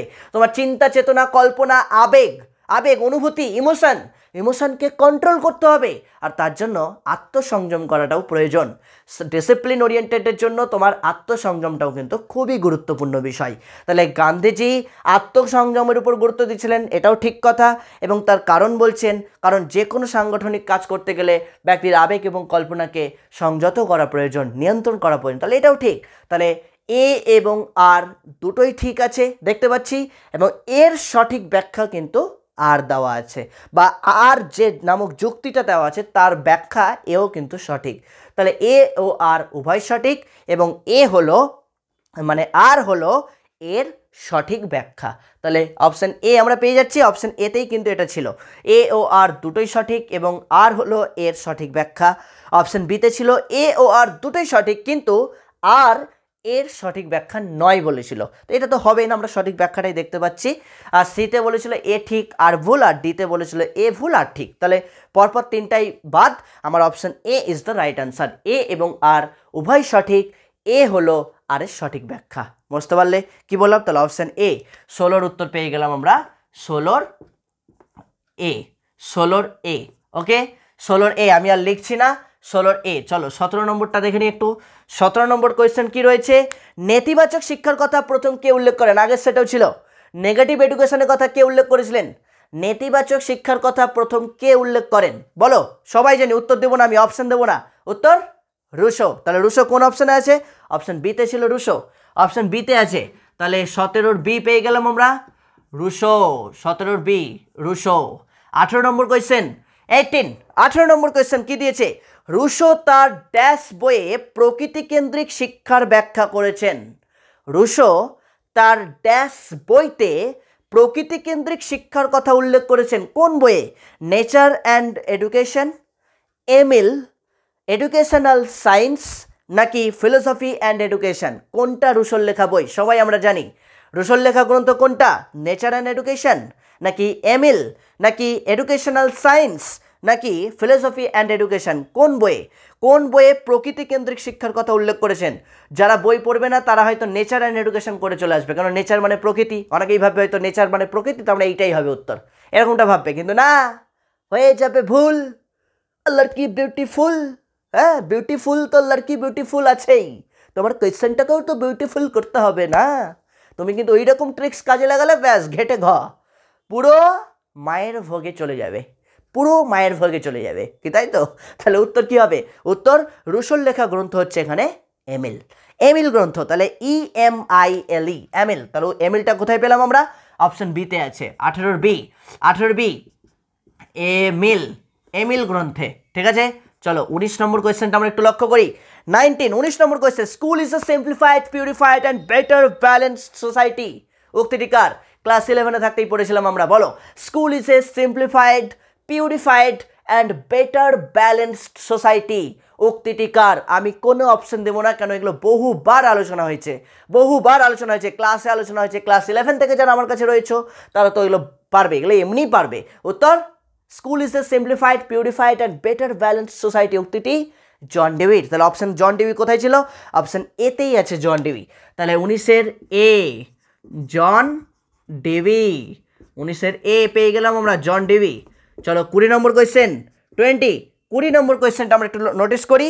20 নম্বর কোয়েশ্চেন দিচ্ছে, নিম্নলিখিত কোনটি জন ডেভি প্রবর্তিত শিক্ষণ পদ্ধতি নয়? নিম্নলিখিত কোনটি জন ডেভি প্রবর্তিত শিক্ষণ পদ্ধতি নয় বলেছে, নেতিবাচক প্রশ্ন কিন্তু। জন ডেভি প্রবর্তিত শিক্ষণ পদ্ধতি নয়, তাহলে জন ডেভির শিক্ষণ পদ্ধতিগুলো ভালো করে পড়তে হবে। জন ডেভির কী কী শিক্ষণ পদ্ধতি আছে সেগুলো যদি না পড়ো তুমি এর উত্তর দিতে পারবে? সবগুলোই তোমার কাছে মনে হবে শিক্ষণ পদ্ধতি, সবগুলোই। কেন জন ডেভি একজন প্রয়োগবাদী দার্শনিক, আমরা ক্লাস 11-এ দর্শন পড়তে গিয়ে পড়েছিলাম। তা জন ডেভি নিজে একজন প্রয়োগবাদী দার্শনিক যদি হয়, তাহলে এখানে যে 4টে পদ্ধতির কথা বলেছে 4টে পদ্ধতি প্রয়োগমূলক পদ্ধতি। তো কিন্তু 4টে প্রয়োগমূলক পদ্ধতি হলেও একটাই পদ্ধতি এখানে উত্তরে আছে যেটা জন ডেভির দেওয়া নয়। ওটা কার দেওয়া সেটা পরে বলছি, চলো অপশনগুলো একটু দেখে নিই। বলে সমস্যা সমাধানমূলক পদ্ধতি, তারপরে বলেছে কর্মকেন্দ্রিক পদ্ধতি, তারপর দিয়েছে প্রকল্প পদ্ধতি, তারপরে দিয়েছে পরীক্ষামূলক পদ্ধতি। উত্তর কি হবে? সমস্যা সমাধানমূলক পদ্ধতি, কর্মকেন্দ্রিক পদ্ধতি, প্রকল্প পদ্ধতি, পরীক্ষামূলক পদ্ধতি। একটাই আছে যেটা জন ডেভির দেওয়া নয়, বাকি সব 3টাই হচ্ছে জন ডেভির দেওয়া। তো কোনটা জন ডেভির দেওয়া নয় বলো, কোনটা? উত্তর প্রকল্প পদ্ধতি, option C. Option C is the right answer. প্রকল্প পদ্ধতি কিন্তু জন ডেভির দেওয়া নয়। তাহলে প্রকল্প পদ্ধতির প্রবক্তা কে? উত্তর বলতে হবে তোমাদেরকে, উত্তর বলতে হবে প্রকল্প পদ্ধতির প্রবক্তা কে। চলো আমরা আগের সেটাই করেছিলাম, প্রকল্প পদ্ধতি কিন্তু জন ডেভির দেওয়া নয়, বাকি যে 3টে ছিল সেই 3টাই কিন্তু জন ডেভির দেওয়া। তাহলে 20-র সি যদি উত্তর হয় তাহলে প্রকল্প পদ্ধতিটা কার? প্রকল্প পদ্ধতি কিন্তু কিলপ্যাট্রিকের, মনে আছে?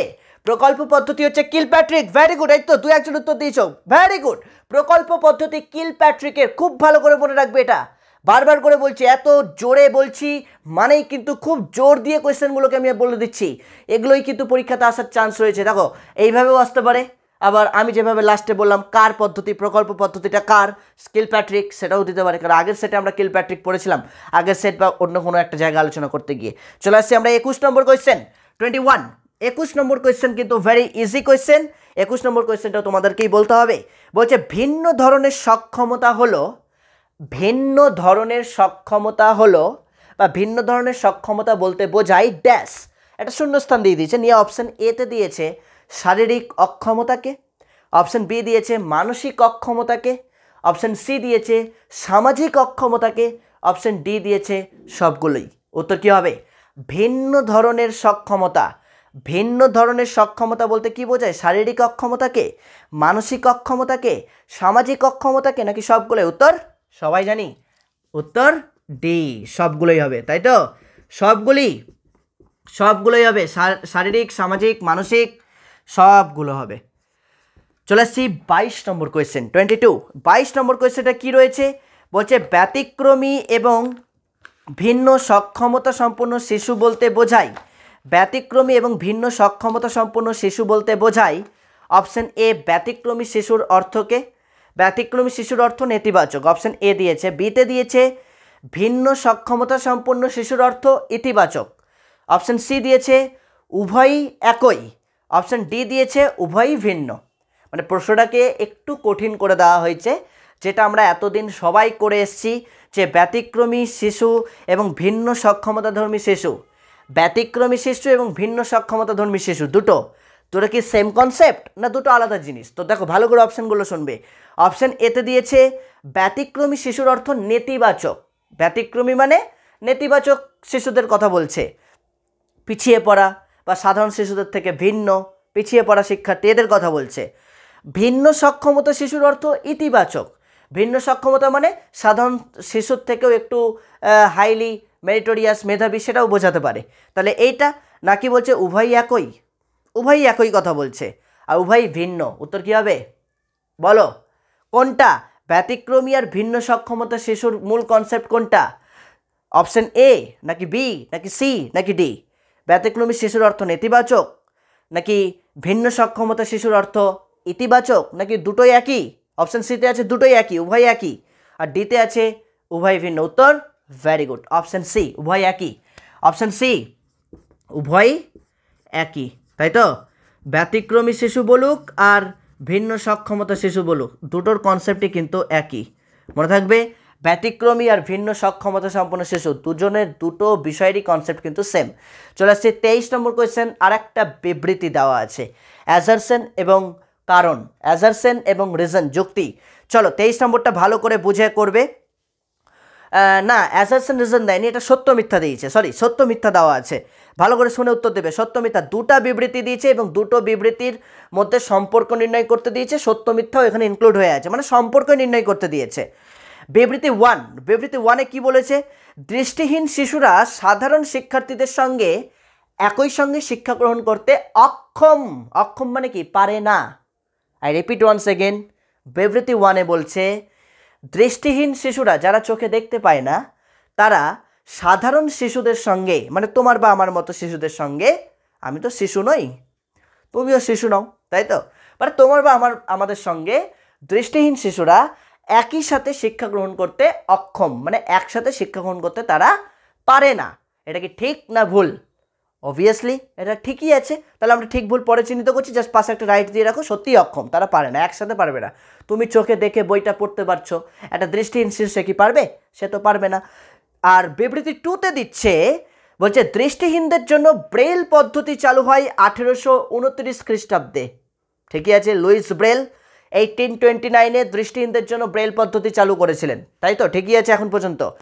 তারপর বলছে উপরিক্ত বিবৃতি দুটির সাপেক্ষে নিম্নলিখিত বিকল্পগুলির মধ্যে সঠিক বিকল্পটি নির্বাচন করো। অপশন এ, বিবৃতি 1 এবং বিবৃতি 2 পরস্পর বিরোধী, তাই কি? 1 এবং 2 বিরোধী, উপরেও আছে দৃষ্টিহীনদের কথা, নিচেও দৃষ্টিহীনদের কথা আছে, তো দুটো কি বিরোধী হলো না? তাহলে অপশন এ কিন্তু হবে না। অপশন বি, বিবৃতি 2 হলো বিবৃতি 1-এর কারণ। এখানে কারণ বোঝাচ্ছে, উপরে বলেছে দৃষ্টিহীনরা একই সঙ্গে পাঠ গ্রহণ করতে পারে না, আর তার নিচে দিয়েছে ব্রেল পদ্ধতি চালু হয়, তো কারণ বোঝাচ্ছে এখানে না। একসাথে পাঠ করতে পারে না তার কারণ ব্রেল পদ্ধতি কখনোই নয়, তাই তো? পারে না নিশ্চয়ই তার কারণ তারা দৃষ্টি প্রতিবন্ধী, তাই সেরকম কিছু লেখা উচিত ছিল, তো এটাও হবে না। তাহলে অপশন বিতেও কিন্তু হবে না। সিতে বলছে বিবৃতি 1 সত্য কিন্তু বিবৃতি 2 মিথ্যা। 1 তো সত্য আমরা পেয়েছি, 2ও কি মিথ্যা পেলাম না? 1829 খ্রিস্টাব্দে লুইস ব্রেল তোমার ব্রেল পদ্ধতি চালু করেছিল, তাহলে এটাও সত্য, তাহলে এটাও হবে না। তাহলে অপশন ডি দেখে নিই, বলছে বিবৃতি 1 এবং 2 উভয় সত্য এবং পরস্পর সম্পর্কযুক্ত, তাহলে উত্তর অপশন ডি। এটাই বুঝতে পারলাম আমরা কি করে সলভ করলাম, কি করে এর সম্পর্কটাকে, বা কি করে আমি এই যে বিবৃতিমূলক প্রশ্নগুলোকে, উত্তরগুলোকে রেডি করছি, কি করে রেডি করছি বুঝতে পারছো তো প্রত্যেকে? তোমরাও পরীক্ষার খাতায় কিন্তু এইভাবে ঠান্ডা মাথায় পড়ে পড়ে করবে, ঠান্ডা মাথায় পড়ে পড়ে করবে, তাহলে দেখবে তোমরা পারছো, কোনো অসুবিধা হবে না। তাহলে উত্তরটা আমরা পেয়ে গেলাম অপশন ডি, বিবৃতি 1 এবং 2 উভয় সত্য, 1 এবং 2 দুটোই সত্য এবং পরস্পর সম্পর্কযুক্ত। তাহলে আমি আর এটা পুরোটা লিখছি না, জাস্ট লিখে দিচ্ছি 23-এর ডি উত্তর, 23-এর ডি। ওকে, 24 নম্বর কোয়েশ্চেন দেখি এবার, 24 নম্বর কোয়েশ্চেন বলছে নিচের কোন বিকাশ বধিরতার কারণে ব্যাহত হয় না? এটা আগের সেটটাতেও ছিল কিন্তু এই ধরনের কোয়েশ্চেন। নিম্নলিখিত কোন ধরনের বিকাশ বধিরতার কারণে ব্যাহত হয় না? কোনটি বধিরতার কারণে, বধিরতা মানে কি, বধির মানে যে কানে শুনতে পায় না, তাহলে এই ধরনের শিশুদের ক্ষেত্রে বিকাশ ব্যাহত হবে না। কিসের জন্য? বৌদ্ধিক বিকাশ। বধিরতার কারণে কোন ধরনের বিকাশ ব্যাহত হয় না? বৌদ্ধিক বিকাশ, দৈহিক বিকাশ, ভাষার বিকাশ নাকি সামাজিক বিকাশ?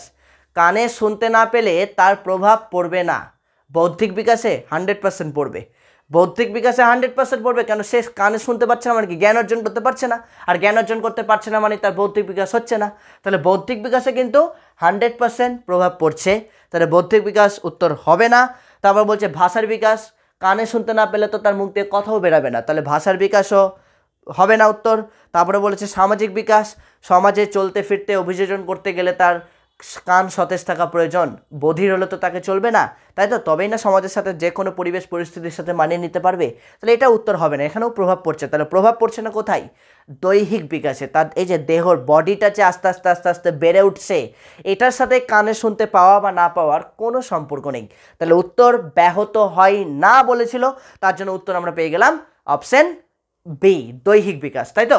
তাহলে 24-এর বি পেয়ে গেলাম, 24-এর বি দৈহিক বিকাশ, মনে থাকবে দৈহিক বিকাশ, এটি বধিরতার কারণে ব্যাহত হয় না। আগের দিন আমরা করেছিলাম। চলো 25 নম্বর কোয়েশ্চেনটা আমরা একটু নোটিস করি। 25 নম্বর বলছে বৌদ্ধিক অক্ষমতার জন্য আইকিউ স্কোরের নির্ধারণ করা হয়। বৌদ্ধিক অক্ষমতার জন্য IQ score, IQ intelligent quotients, IQ এর পুরো নাম হচ্ছে ইন্টেলিজেন্ট কোশেন্স। তাহলে বৌদ্ধিক অক্ষমতার জন্য আইকিউ স্কোর কত নির্ধারণ করা হয়? কত স্কোরের নিচে থাকলে, কত আইকিউ থাকলে সেই শিশুটাকে আমি বলবো বৌদ্ধিকভাবে অক্ষম? অপশন এ 70-এর উপরে, অপশন বি 100-র উপরে, অপশন সি 70-এর নিচে, অপশন ডি 120-র উপরে। কোন আইকিউ লেভেল থাকলে তাকে আমি বলবো শিশুটি বৌদ্ধিক অক্ষম, বৌদ্ধিকভাবে অক্ষম? কোনটা, কোন আইকিউ লেভেল বলতে হবে? 70-এর উপরে, 100-র উপরে, 120-র উপরে নাকি 70-এর নিচে? উত্তর অবশ্যই 70-এর নিচে। তাহলে কোথায় পেলাম 70-এর নিচে? অপশন সি, 70-এর নিচে। তাহলে 25-এর সি পেয়ে গেলাম, 70-এর নিচে, 70-এর নিচে, তাই তো, 70-এর নিচে। চলে আসছি 26 নম্বর কোয়েশ্চেন, 26, একটা ক্ষেত্রভিত্তিক প্রশ্ন দেওয়া আছে এখানে বোধহয়। বলছে রমেশবাবুর মেয়ে, ভালো করে শুনবে, 26 নম্বর কোয়েশ্চেন, রমেশবাবুর মেয়ে দ্বাদশ শ্রেণীতে পড়ে, রমেশবাবুর মেয়ে দ্বাদশ শ্রেণীতে পড়ে, সে কোনো নোটস লেখার সময় বিকে ডি লেখে, একই ভুল টিউশন সহ বিদ্যালয়ের পরীক্ষাতেও করে আসে, তার কোন ধরনের শিক্ষণ ক্ষমতা রয়েছে?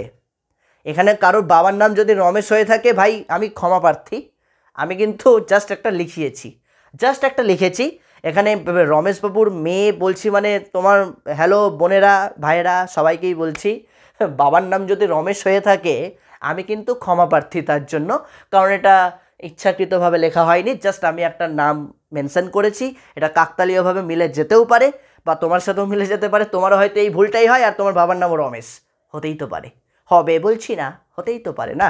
তো যাই উত্তরটা কী হবে? রমেশবাবুর মেয়ে দ্বাদশ শ্রেণীতে পড়ে, সে কোনো নোটস লেখার সময় বিকে ডি লেখে, ওকে বলা হয়েছে বল, ও লিখেছে ডল, ওকে বলা হয়েছে বল লেখো, বল BALL, ও লিখেছে ডল, তাই তো, বিকে ডি লিখে দিয়েছে। তাহলে ও বিকে ডি লেখে, তারপর স্কুলের পরীক্ষায় বা টিউশনের পরীক্ষায় সব জায়গাতে একই ভুল করে, তো তার মধ্যে একটা অক্ষমতা রয়েছে, তাই তো। তো কী ধরনের অক্ষমতা রয়েছে, কোন ধরনের শিখন অক্ষমতা রয়েছে? অপশন এ আছে ডিসলেক্সিয়া, ডিসগ্রাফিয়া, ডিসক্যালকুলিয়া, কোনোটাই নয়। প্রশ্ন গ্যারেন্টি এখান থেকে একটা থাকবে মিলিয়ে নিও, ডিসলেক্সিয়া, ডিসগ্রাফিয়া, ডিসক্যালকুলিয়া, তিনটা থেকে একটা প্রশ্ন গ্যারেন্টি থাকবে। উল্টা পড়া উল্টা লেখা, বিকে ডি, ডিকে বি, 21কে 12, 12কে 21, যাই বলি না কেন, পড়ছে লিখছে যাই হোক না কেন, এটা উত্তর হবে কিন্তু ডিসলেক্সিয়া। অনেকেই ভাবে যে স্যার লিখছে তার মানে কি ডিসগ্রাফিয়া হবে, না, ডিসগ্রাফিয়ার কনসেপ্ট টোটালি আলাদা। ডিসগ্রাফিয়া মানে কি একই মাত্রায় লিখে দেওয়া, স্পেস না দেওয়া। আমি প্রতিদিন বিদ্যালয়ে যাই, আমি প্রতিদিন বিদ্যালয়ে যাই, বিদ্যালয়ে যাইটাকে একসাথে লিখে দেবে, একই মাত্রায় লিখে দিল। এইটা হচ্ছে ডিসগ্রাফিয়া প্রবলেম, বুঝতে পেরেছো? ডিসগ্রাফিয়া হচ্ছে লিখনে অক্ষমতা, ডিসলেক্সিয়া হচ্ছে পঠনে অক্ষমতা, পঠনে অক্ষম, পড়তে গিয়ে সমস্যা হবে। তো এখানে তো স্যার লেখার কথা আছে, তাহলে এটা ডিসগ্রাফিয়া হলো না কেন? না, ডিসগ্রাফিয়ার টোটাল কনসেপ্টটা আলাদা। এখানে উল্টা বিকে ডি লেখা, ডিকে বি লেখা, 69কে 79 লেখা, যাই বলি না কেন, এই ধরনের কিছু যদি থাকে তোমার পরীক্ষাতে, সে পড়ার কথা থাকুক বা লেখার কথা থাকুক, উল্টা কিছু যদি থাকে তাহলে উত্তর কিন্তু ডিসলেক্সিয়া হবে। আর যদি দেখো যে স্পেস না দেওয়া, বিদ্যালয়ের বানান ভুল করা, ধরো বিদ্যালয় কথাটা বয় হস্যি দয় জফলা আকার হয়, আকারটা দিল না, দয়ের জফলা দিয়ে ল 29 ত দিয়ে দিল, এইগুলো ডিসগ্রাফিয়া। আর যোগ বিয়োগ গুণ ভাগ অর্থাৎ ক্যালকুলেট করতে গিয়ে যদি মিস্টেক হয় তাহলে ওটা ডিসক্যালকুলিয়া। ওকে, ক্যালকুলেট যোগ বিয়োগ গুণ ভাগে যদি ভুল হয় তাহলে ডিসক্যালকুলিয়া, লিখতে গিয়ে যদি কোনো সমস্যা হয় তাহলে ডিসগ্রাফিয়া। আর উল্টা বিকে ডি লেখা, 69কে 79 লেখা, 49কে 39 লেখা, এই ধরনের যদি ভুল থাকে তাহলে সেটা কিন্তু ডিসলেক্সিয়া। পড়ে থাকবে কি বললাম, তাহলে এটার উত্তর কি হবে? অবভিয়াসলি উত্তর ডিসলেক্সিয়া, অপশন এ। তাহলে 26-এর এ উত্তর হবে ডিসলেক্সিয়া, ডিসলেক্সিয়া। ওকে, চলে আসছি 27 নম্বর কোয়েশ্চেন। 27 নম্বর কোয়েশ্চেনটা আমরা দেখব। ইনক্লুসিভ এডুকেশন হলো, ইনক্লুসিভ এডুকেশন হলো অন্তর্ভুক্তিমূলক শিক্ষা হলো, অন্তর্ভুক্তিমূলক শিক্ষা বা ইনক্লুসিভ এডুকেশন হলো অপশন এ কেবলমাত্র অন্ধদের জন্য শিক্ষা ব্যবস্থা, অপশন বি বিশেষ ধরনের শিক্ষার্থীদের জন্য শিক্ষা ব্যবস্থা, অপশন সি সাধারণ শিক্ষার্থীদের জন্য শিক্ষা ব্যবস্থা, আর অপশন সব ধরনের শিক্ষার্থীদের জন্য শিক্ষা ব্যবস্থা, আর অপশন ডি কোনোটি নয়। I repeat once again, inclusive education হলো অপশন এ কেবলমাত্র অন্ধদের জন্য শিক্ষা ব্যবস্থা, অপশন বি বিশেষ ধরনের শিক্ষার্থীদের জন্য শিক্ষা ব্যবস্থা, অপশন সি সব ধরনের শিক্ষার্থীদের জন্য শিক্ষা ব্যবস্থা, আর অপশন ডি কোনটি নেই। উত্তর আমরা সবাই জানি, সব ধরনের শিক্ষার্থীদের জন্য শিক্ষা ব্যবস্থা, তাই তো? অপশন সি সব ধরনের, সব ধরনের শিক্ষার্থী পেয়ে গেলাম আমরা, সব ধরনের শিক্ষার্থী হয়ে গেল। চলে আসছি আমরা 28 নম্বর কোয়েশ্চেন। 28 নম্বর কোয়েশ্চেনটা কিন্তু আমরা একটু নোটিস করব, খুব ইম্পর্টেন্ট একটা কোয়েশ্চেন। অন্তর্ভুক্তিমূলক শিক্ষার মূল গুরুত্ব লক্ষ্য করা যায়, অন্তর্ভুক্তিমূলক শিক্ষার মূল গুরুত্ব লক্ষ্য করা যায় কোথায়? অপশন দিচ্ছে 4টে, কি কি? অপশন এ সকল শিক্ষার্থীদের জন্য সমান সুযোগ সুবিধা সৃষ্টি করার ক্ষেত্রে, অপশন বি বিশেষ শিক্ষার্থীদেরকে আলাদা করার জন্য, অপশন সি সাধারণ শিক্ষার্থীদের শিক্ষা প্রদানের জন্য, অপশন ডি কোনোটি নয়। উত্তর কী হবে? আবারও বলছি, কোয়েশ্চেনটা দিয়েছে অন্তর্ভুক্তিমূলক শিক্ষার মূল গুরুত্ব লক্ষ্য করা যায় কোথায়? অপশন এ সকল শিক্ষার্থীদের সমান সুযোগ সুবিধা সৃষ্টি করার ক্ষেত্রে, অপশন বি বিশেষ শিক্ষার্থীদের আলাদা করার লক্ষ্যে, অপশন সি সাধারণ শিক্ষার্থীদের শিক্ষা প্রদানে, অপশন ডি কোনোটি নয়। উত্তর কী হবে? Option A, very good, option A সকল শিক্ষার্থী। তাহলে 28 নম্বরেরটাও কিন্তু অপশন এ হয়ে গেল। চলে আসছি 29 নম্বর কোয়েশ্চেন। 29 29 নম্বর কোয়েশ্চেনে একটা ডায়াগ্রাম দিয়েছে, ডায়াগ্রামটা কিভাবে আছে আমি বলে দিচ্ছি। অন্তর্ভুক্তিমূলক সমাজ গঠনে অনিয়ন্ত্রিত শিক্ষার ভূমিকা, এটা দিয়েছে, মানে ডায়াগ্রামটা এরকম আছে, আমি দেখিয়ে দিচ্ছি। 29 নম্বরে আছে এইরকম, অন্তর্ভুক্তিমূলক সমাজ গঠনে, অন্তর্ভুক্তি সমাজ গঠনে অনিয়ন্ত্রিত সংস্থার ভূমিকা। অনিয়ন্ত্রিত কিন্তু ইনফরমালের কথা বলছে, অনিয়ন্ত্রিত, ঠিক আছে? এইটা দেওয়া আছে, এটা তোমার দেওয়া আছে, ডায়াগ্রাম টাইপ কোয়েশ্চেন দিয়েছে যেহেতু, তো আমি এখানে আর ডায়াগ্রাম ওইভাবে আঁকছি না। তো দেখো এইখানে নিয়ে আবার 4টে অপশান দিয়েছে। সমান সুযোগ এখানে একটা দিয়েছে, সমান সুযোগ, ঠিক আছে? এখানে একটা দিয়ে কোয়েশ্চেন মার্ক দেওয়া আছে, এখানে একটা দেওয়া আছে, কি দেওয়া আছে? সহানুভূতি, সহানুভূতি, আর এখানে আছে ন্যায়। এবার এইখানে যে কোয়েশ্চেন মার্কটা দেওয়া আছে এইখানে কি হবে?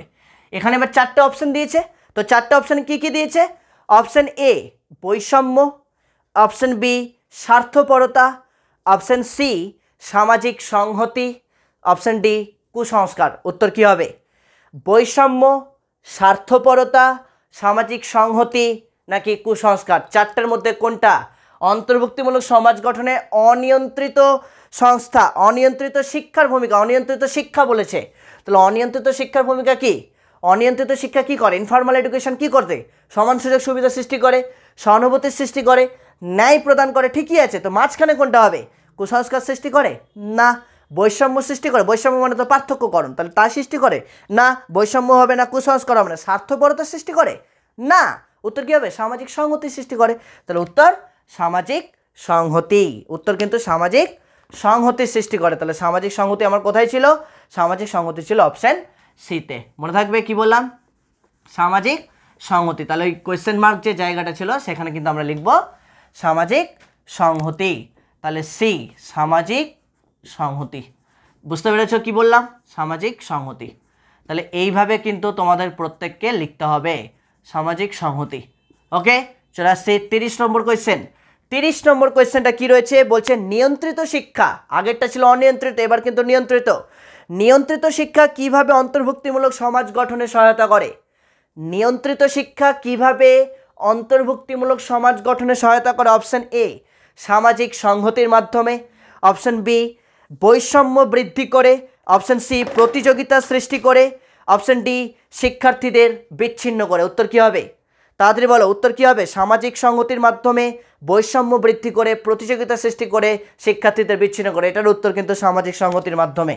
তাহলে 30-এর এ সামাজিক সংহতির মাধ্যমে। ঠিক আছে, 31 নম্বর কোয়েশ্চেন দেখে নিই। চলো ঝটপট আমরা 31 নম্বর কোয়েশ্চেনে ফিরে যাবো।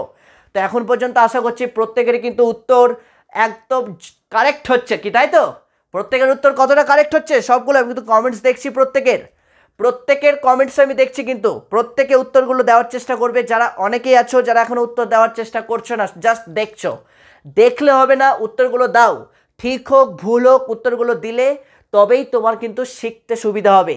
তুমি যদি জাস্ট দেখো না, দেখে ওটা চোখের নিমেষে অনেক সময় গুলিয়ে যায়। অনেক সময় তুমি যে উত্তরটা দেওয়ার চেষ্টা করো, উত্তরটা দেওয়ার পর যদি উত্তরটা ভুল হয়, তাহলে কি তুমি শিখতে পারলে ও আমার এই উত্তরটা ভুল হয়ে গেল, তার মানে এটা উত্তর হবে না, এটা হবে। আর উত্তর ঠিক হলো তো ঠিক, সবই ঠিক আছে। মাথায় ঢুকলো কি বললাম? নেক্সট চলে আসছে আমার 31 নম্বর কোয়েশ্চেন। নিম্নলিখিত কোনটি জ্যাক ডেলার্সের দেওয়া শিক্ষার স্তম্ভ নয়? নিম্নলিখিত কোনটি জ্যাক ডেলার্সের দেওয়া শিক্ষার স্তম্ভ নয়? নেতিবাচক প্রশ্ন, নয়। তাহলে শিক্ষার স্তম্ভ তো জ্যাক ডেলার্সের দেওয়া আমরা জানি 4টে। তাহলে সেই 4টে ডেলার্স মানে জ্যাক ডেলার্সের দেওয়া শিক্ষার 4টে স্তম্ভ কী কী? জ্ঞান অর্জনের জন্য শিক্ষা, কর্মের জন্য শিক্ষা, একত্রে বসবাসের জন্য শিক্ষা, মানুষ হওয়ার শিক্ষা। এই 4টার মধ্যে নিশ্চয়ই 3টা দেবে, একটা থাকবে না। তো দেখে নিই, অপশান এতে আছে জ্ঞান অর্জনের জন্য শিক্ষা, অপশান বিতে আছে কর্মের জন্য শিক্ষা, সিতে আছে একত্রে বসবাসের জন্য শিক্ষা, ডিতে আছে সকলকে সাহায্য করার শিক্ষা। উত্তর কী হবে? মানুষ হওয়ার শিক্ষাটা দেয়নি, তার পরিবর্তে এটাই দিয়েছে, সকলকে সাহায্য করার শিক্ষা। এটা জ্যাক ডেলার্সের দেওয়া শিক্ষার স্তম্ভ নয়। তাহলে অপশান ডি সকলকে সাহায্য করার শিক্ষা। তাহলে পেয়ে গেলাম আমরা সকলকে সাহায্য করার শিক্ষা, এইটা সকলকে সাহায্য করার শিক্ষা, তাই তো? সকলকে সাহায্য করার শিক্ষা। ঠিক আছে, সকলকে সাহায্য করার শিক্ষা। চলো চলে আসছি 32 নম্বর কোয়েশ্চেন। 32 32 নম্বর কোয়েশ্চেনটা একটু দেখবো। বলছে শিক্ষা প্রসঙ্গে আন্তর্জাতিক মানের একটি পুস্তকের নাম লেখো। এটা হয়তো কেউ পারবে না, আমি তাও অপশানগুলো বলবো, তোমরা বলবে। শিক্ষা প্রসঙ্গে আন্তর্জাতিক মানের একটি পুস্তকের নাম ইনফরমেশন টেকনোলজি, না। Option B communication technology, no. Option C teaching primary school mathematics, teaching primary school mathematics. আর অপশন ডি কোনোটি নয়, option C teaching primary school mathematics. এটা পারতে না অনেকেই, আমি বলে দিলাম। Teaching primary school mathematics, teaching primary school mathematics. চলো 33 নম্বর কোয়েশ্চেন। 33 একটাই আননোন চলে আসলো নাকি এখন অবধি? এখন অবধি এই কোয়েশ্চেনটা একদম আননোন প্রশ্ন, তাই তো? অনেকেই বলবে এটা তো কোথা থেকে আছে, বইয়ে নেই। বইয়ে আছে, কোনো না কোনো বইয়ে ঠিকই আছে, বই থেকেই সব প্রশ্ন তোলা হয়েছে। ঠিক আছে, চলে আসছি 33 নম্বর কোয়েশ্চেন। আচ্ছা 33 নম্বর কোয়েশ্চেন যাওয়ার আগে তোমাদের প্রত্যেককে বলবো প্রত্যেকে কিন্তু খাতা পেন নিয়ে রাখবে, যেগুলো পারছো না সেগুলো লিখে নেবে একটু। আছে প্রত্যেকের কাছে খাতা পেন? চলো এবার চলে আসি 33 নম্বর কোয়েশ্চেন। 33 নম্বর কোয়েশ্চেন বলছে শিক্ষার ভবিষ্যৎ সম্পর্কে আন্তর্জাতিক কমিশনের মূল লক্ষ্য কী ছিল? শিক্ষার ভবিষ্যৎ সম্পর্কে আন্তর্জাতিক কমিশনের মূল লক্ষ্য কী ছিল? আন্তর্জাতিক কমিশন কবে গঠিত হয় এগুলো সালটালগুলো দিতে পারে, এগুলো অলরেডি আলোচনা হয়ে আছে, কিন্তু এখানকার প্রশ্নটা কিন্তু একটু ভিন্ন ধরনের। শিক্ষার ভবিষ্যৎ সম্পর্কে আন্তর্জাতিক কমিশনের মূল লক্ষ্য কী ছিল? অপশন এ শিক্ষার গুণগত মান বৃদ্ধি করা, অপশন এ শিক্ষার গুণগত মান বৃদ্ধি করা, অপশন বি শুধুমাত্র উচ্চশিক্ষার উন্নতি করা, অপশন সি শিক্ষার্থীদের সংখ্যা বৃদ্ধি করা, অপশন ডি বিশেষ বিদ্যালয় তৈরি করা। উত্তর কী হবে? আন্তর্জাতিক শিক্ষা কমিশনের মূল লক্ষ্য কী ছিল শিক্ষার ভবিষ্যৎ সম্পর্কে? অবশ্যই কি শুনে কি মনে হচ্ছে? শিক্ষার গুণগত মান বৃদ্ধি করা, শুধুমাত্র উচ্চশিক্ষার উন্নতি সাধন করা, নাকি শিক্ষার্থীদের সংখ্যা বৃদ্ধি করা, নাকি বিশেষ বিদ্যালয় তৈরি করা? অবশ্যই শুনেই বুঝতে পারছি গুণগত মান বৃদ্ধি করা, তাহলে অপশন এ শিক্ষার গুণগত মান বৃদ্ধি করা। 33-এর এ শিক্ষার গুণগত মান বৃদ্ধি করা, শিক্ষার গুণগত মান বৃদ্ধি করা, তাই তো? শিক্ষার গুণগত মান বৃদ্ধি করা।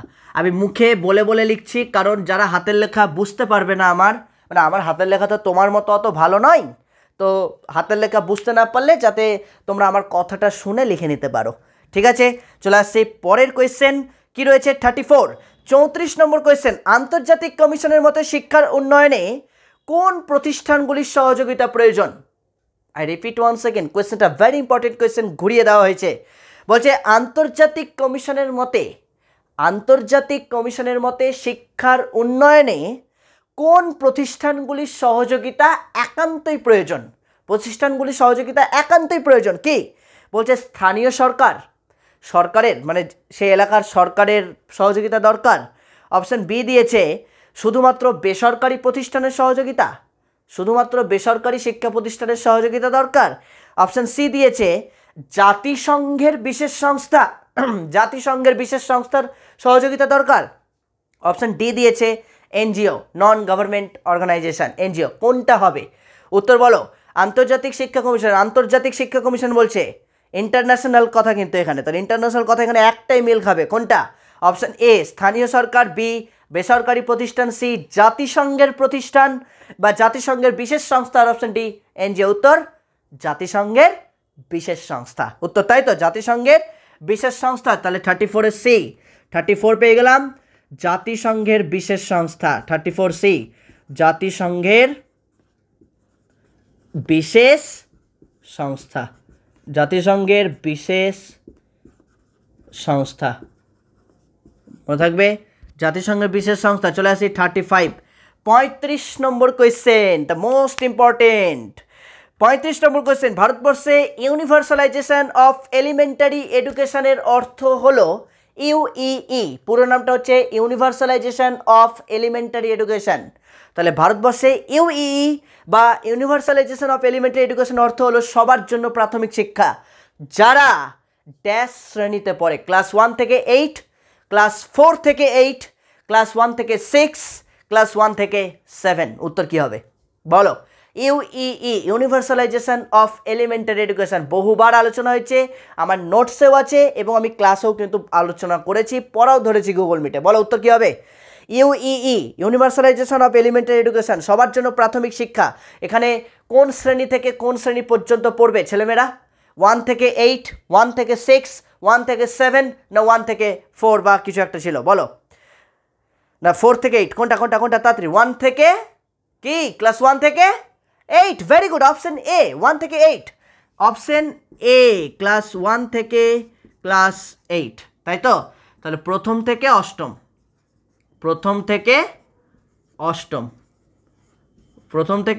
শ্রেণী, ক্লাস 1 থেকে ক্লাস 8, মনে থাকবে। চলে আসছি 36 নম্বর কোয়েশ্চেন, 36 একদম শেষের দিকে। 3R কি? 3R ক্লাস 11এও পড়েছি, আবার বলছি 3R কি? অপশন এ পঠন শিখন গণিত, পঠন শিখন দন্তেশ্বয় তালিবস্বয় হস্যি খ দন্তে না, শিখন লার্নিংয়ের কথা বলছে, পঠন শিখন গণিত। অপশন বি শিখন পঠন সংরক্ষণ, শিখন পঠন সংরক্ষণ, অপশন সি পঠন গণিত বিজ্ঞান, পঠন গণিত বিজ্ঞান, আর অপশন ডি পঠন লিখন গণিত। 3R কোনটা? 3R আগে ভাবো, 3R এর ইংরেজিটা কি? Reading writing arithmetic. Reading writing arithmetic, তো রিডিং মানে কি পঠন, রাইটিং মানে কি লিখন, আর অ্যারিথমেটিক মানে কি গণিত। তাহলে পঠন লিখন গণিত কোথায় পেলাম আমরা? দেখে নাও তো, পঠন লিখন গণিত আমরা পেয়ে গেলাম অপশন ডিতে, পঠন লিখন গণিত, তাই তো? তাহলে 36 ডি পঠন লিখন গণিত, তাই তো? পঠন লিখন গণিত 3R, 3R পঠন লিখন গণিত, মনে থাকবে, পঠন লিখন গণিত। চলে আসি 37 EFA এর সম্পূর্ণ নাম কি? এটা গতবারই দিয়েছিল 2025-এর যে এইচএস, সেখানে কোয়েশ্চেনটা ছিল ইএফ এর সম্পূর্ণ নাম কি, অথবা এসএস এর সম্পূর্ণ নাম কি, এসএ কিউ পার্টে দিয়েছিল। তো আমাদের নিউ সিলেবাসে তো আর এসএ কিউ এর গল্প নাই, এমসিকিউ। তাহলে ইএফ এর পুরো নাম কি? অপশন দিয়েছে, অপশন দিতে হবে। ইএফএ অপশন দিতে হবে, আশা করছি সবাই পারবো। তো তোমাদের যেটা উত্তর দেখে নি ফাটাফাট উত্তর দাও তো। ইএফএ এর পুরো নাম কি? ইএফএ এর সম্পূর্ণ নাম কি? দেখি ফাটিয়ে দিয়েছে, এই তো গুরুদেব, ফাটাফাটি, first class. EFA education for all, very good. তাহলে কোথায় ছিল এডুকেশন ফর অল? অপশন সিতে আছে আমার এখানে, option C education for all. Option এতে ছিল এডুকেশন ফর অ্যাডাল্ট, বিতে ছিল এডুকেশন ফর অ্যাক্টিভিটিস, আর সিতে আছে এডুকেশন ফর অল, আর ডিতে আছে কোনটি নয়। তাহলে অপশন সি পেয়ে গেলাম, education for all, education for all, education for all. চলে আসছি 38 আমরা একদম শেষের পর্যায়ে চলে এসেছি। ইতিবাচক মনোবিজ্ঞানের একজন প্রধান চিন্তক হলেন, দেখেছো কথাটা পুরো ঘুরিয়ে দিয়েছি আমি, মানে কথাটা এই জন্যই ঘুরিয়েছি, তোমাকে কোয়েশ্চেনটা পড়ে ভালো করে বুঝতে হবে। এখানে প্রধান চিন্তকের কথা মানে ধারণা যে দিয়েছিলেন তার কথা বলছে, না ইতিবাচক মনোবিদ্যার কথা প্রথম যে উল্লেখ করেছিলেন তার কথা বলছে? উত্তর কি হবে বলো তো? এখানে বলছি কোয়েশ্চেনটা দেওয়া হয়েছে ইতিবাচক মনোবিজ্ঞানের একজন প্রধান চিন্তক হলেন, প্রধান চিন্তক। তো প্রধান চিন্তক যদি বলে, তো প্রধান চিন্তক মানে কি? যে ধারণা দিয়েছিলেন ওনার কথা, না যে প্রথম উল্লেখ করেছিলেন তার কথা বলছে? কোনটা? অবভিয়াসলি যে ধারণা দিয়েছিলেন। তাহলে ইতিবাচক মনোবিদ্যার ধারণা কে দিয়েছিলেন? ইতিবাচক মনোবিদ্যার প্রধান চিন্তক কে? সবাই জানি, আগের সেটাও ছিল, মার্টিন সেলিগম্যান। উত্তর হবেন মার্টিন সেলিগম্যান, অপশন ডি, অপশন ডিতে ছিল এখানে আমার এখানে ডিতে আছে, আমি আর অপশন বললাম না, ঠিক আছে? Martin Seligman, Martin Seligman. চলে আসছি 39 39 নম্বর কোয়েশ্চেন। 39 নম্বর কোয়েশ্চেন একটা বিবৃতি দিয়েছে, একটা বিবৃতি, দুইটা বিবৃতি দেওয়া আছে এবং দুটো বিবৃতির সত্য মিথ্যা নিরূপণ করতে দিয়েছে, দুটো বিবৃতি সত্য মিথ্যা নিরূপণ করতে দিয়েছে। তাহলে কিভাবে করব? আগে বিবৃতি 1 পড়ে সত্য না মিথ্যা সেটাকে পাশে রাইট কাটা দেব, তারপরে বিবৃতিটাও পড়বো, সেটা পড়ে দেখবো সত্য না মিথ্যা, যদি রাইট সত্য হলে রাইট মারবো, ভুল হলে মিথ্যা লিখবো, তারপরে আমরা অপশানে চেক করব কোথায় লেখা আছে ওটা, ঠিক আছে? তাহলে বিবৃতি 1-এ দিয়েছে ইতিবাচক মনোবিজ্ঞানের মাধ্যমে শিক্ষার্থীদের ইতিবাচক অনুভূতি ও মনোভাব বৃদ্ধি করা যায়। আই রিপিট ওয়ান সেকেন্ড, বিবৃতি 1, বিবৃতি 1-এ বলছে ইতিবাচক মনোবিজ্ঞানের মাধ্যমে শিক্ষার্থীদের মধ্যে ইতিবাচক অনুভূতি ও মনোবল বৃদ্ধি করা যায়, ও মনোভাব বৃদ্ধি করা যায়। এটা সত্য না মিথ্যা আগে বলো? বৃদ্ধি করা যায় বলছে, ইতিবাচক মনোবিদ্যার দ্বারা অবভিয়াসলি বৃদ্ধি করা যায়, এটা সত্য, তার মানে এটা ঠিক, তো পাশে টুক করে একটা রাইট দিয়ে রাখবো। কিন্তু বিবৃতি 2-তে কি বলছে? বলছে এর মূল লক্ষ্য হলো শিক্ষার্থীদের পরীক্ষার ফল উন্নত করা। তাই কি? এই যে তোমরা পরীক্ষা দিবে, এই পরীক্ষার ফলটাকেই কি শুধু উন্নত করা ইতিবাচক মনোবিদ্যার লক্ষ্য? তাই একদমই না। ইতিবাচক মনোবিদ্যার মূল লক্ষ্য আমরা পড়েছিলাম ব্যক্তির অর্থপূর্ণ জীবন গড়ে তোলা, ব্যক্তিকে সুখানুভূতি সঞ্চারে সাহায্য করা, এগুলো পড়েছিলাম আমরা, তাই তো? তাহলে এখানে বলছে পরীক্ষার ফল উন্নত করা, তাহলে এটা কি ঠিক আছে? অবভিয়াসলি না, এটা ভুল, তার মানে এটা মিথ্যা হয়ে গেল। তাহলে বিবৃতি 1 সত্য, বিবৃতি 2 মিথ্যা। তাহলে এবার দেখো অপশানে চেক করি, বলছে বিবৃতি 1 এবং 2 উভয় মিথ্যা, না এটা হবে না। বিবৃতি 2-তে বলছে, মানে অপশন বিতে বলছে বিবৃতি 1 এবং 2 উভয় সত্য, না এটাও হবে না, দুটো সত্য তো আমরা পাইনি। সিতে বলছে 1 মিথ্যা 2 সত্য, তাই কি? না 1 সত্য 2 মিথ্যা ছিল, তাহলে ডিতে আছে 1 সত্য 2 মিথ্যা, তাহলে option D is the right answer, সত্য মিথ্যা, 1 সত্য 2 মিথ্যা। তাহলে অপশন ডি পেয়ে গেলাম। তাহলে 1 সত্য আর 2 মিথ্যা, মনে থাকবে 1 সত্য 2 মিথ্যা। আজকের সেটের আমাদের লাস্ট কোয়েশ্চেন, 40 নম্বর কোয়েশ্চেন, লাস্টের স্কোর প্রত্যেকের কাছ থেকে জানতে চাইব। ইতিবাচক মনোবিজ্ঞান শিক্ষার্থীদের মধ্যে ড্যাশ বৃদ্ধিতে সাহায্য করে। ইতিবাচক মনোবিজ্ঞান শিক্ষার্থীদের মধ্যে ড্যাশ বৃদ্ধিতে সাহায্য করে, ড্যাশ। উত্তর কি হবে? আত্মবিশ্বাস, হিংসাবোধ, অলসতা নাকি কর্মহীনতা? উত্তর কি হবে? ইতিবাচক মনোবিদ্যা শিক্ষার্থীদের মধ্যে ড্যাশ বৃদ্ধিতে সাহায্য করে। আত্মবিশ্বাস, হিংসাবোধ, অলসতা নাকি কর্মহীনতা? উত্তর আমার মনে হয় না এটা বলতে হবে। উত্তর তোমরা প্রত্যেকে রাইট আনসার দিয়েছ। Everyone is the correct answer, everyone, প্রত্যেকে রাইট আনসার দিয়েছ, প্রত্যেকের উত্তর সঠিক হয়েছে, ভেরি গুড। উত্তর হবে আত্মবিশ্বাস, অপশন এতে আমরা পেয়ে গেছি আত্মবিশ্বাস। ইতিবাচক মনোবিদ্যা প্রত্যেকটা শিক্ষার্থীদের মধ্যে আত্মবিশ্বাস বৃদ্ধিতে সাহায্য করে। আত্মবিশ্বাস, অপশন এতেই ছিল আত্মবিশ্বাস। চলো তাহলে ঝটপট একটু আমাকে তোমরা বলে দাও যে এর উত্তর কি হবে, ঝটপট তাড়াতাড়ি বলবে। মানে উত্তর বলছি, মানে স্কোর কত আসলো টোটাল তোমাদের?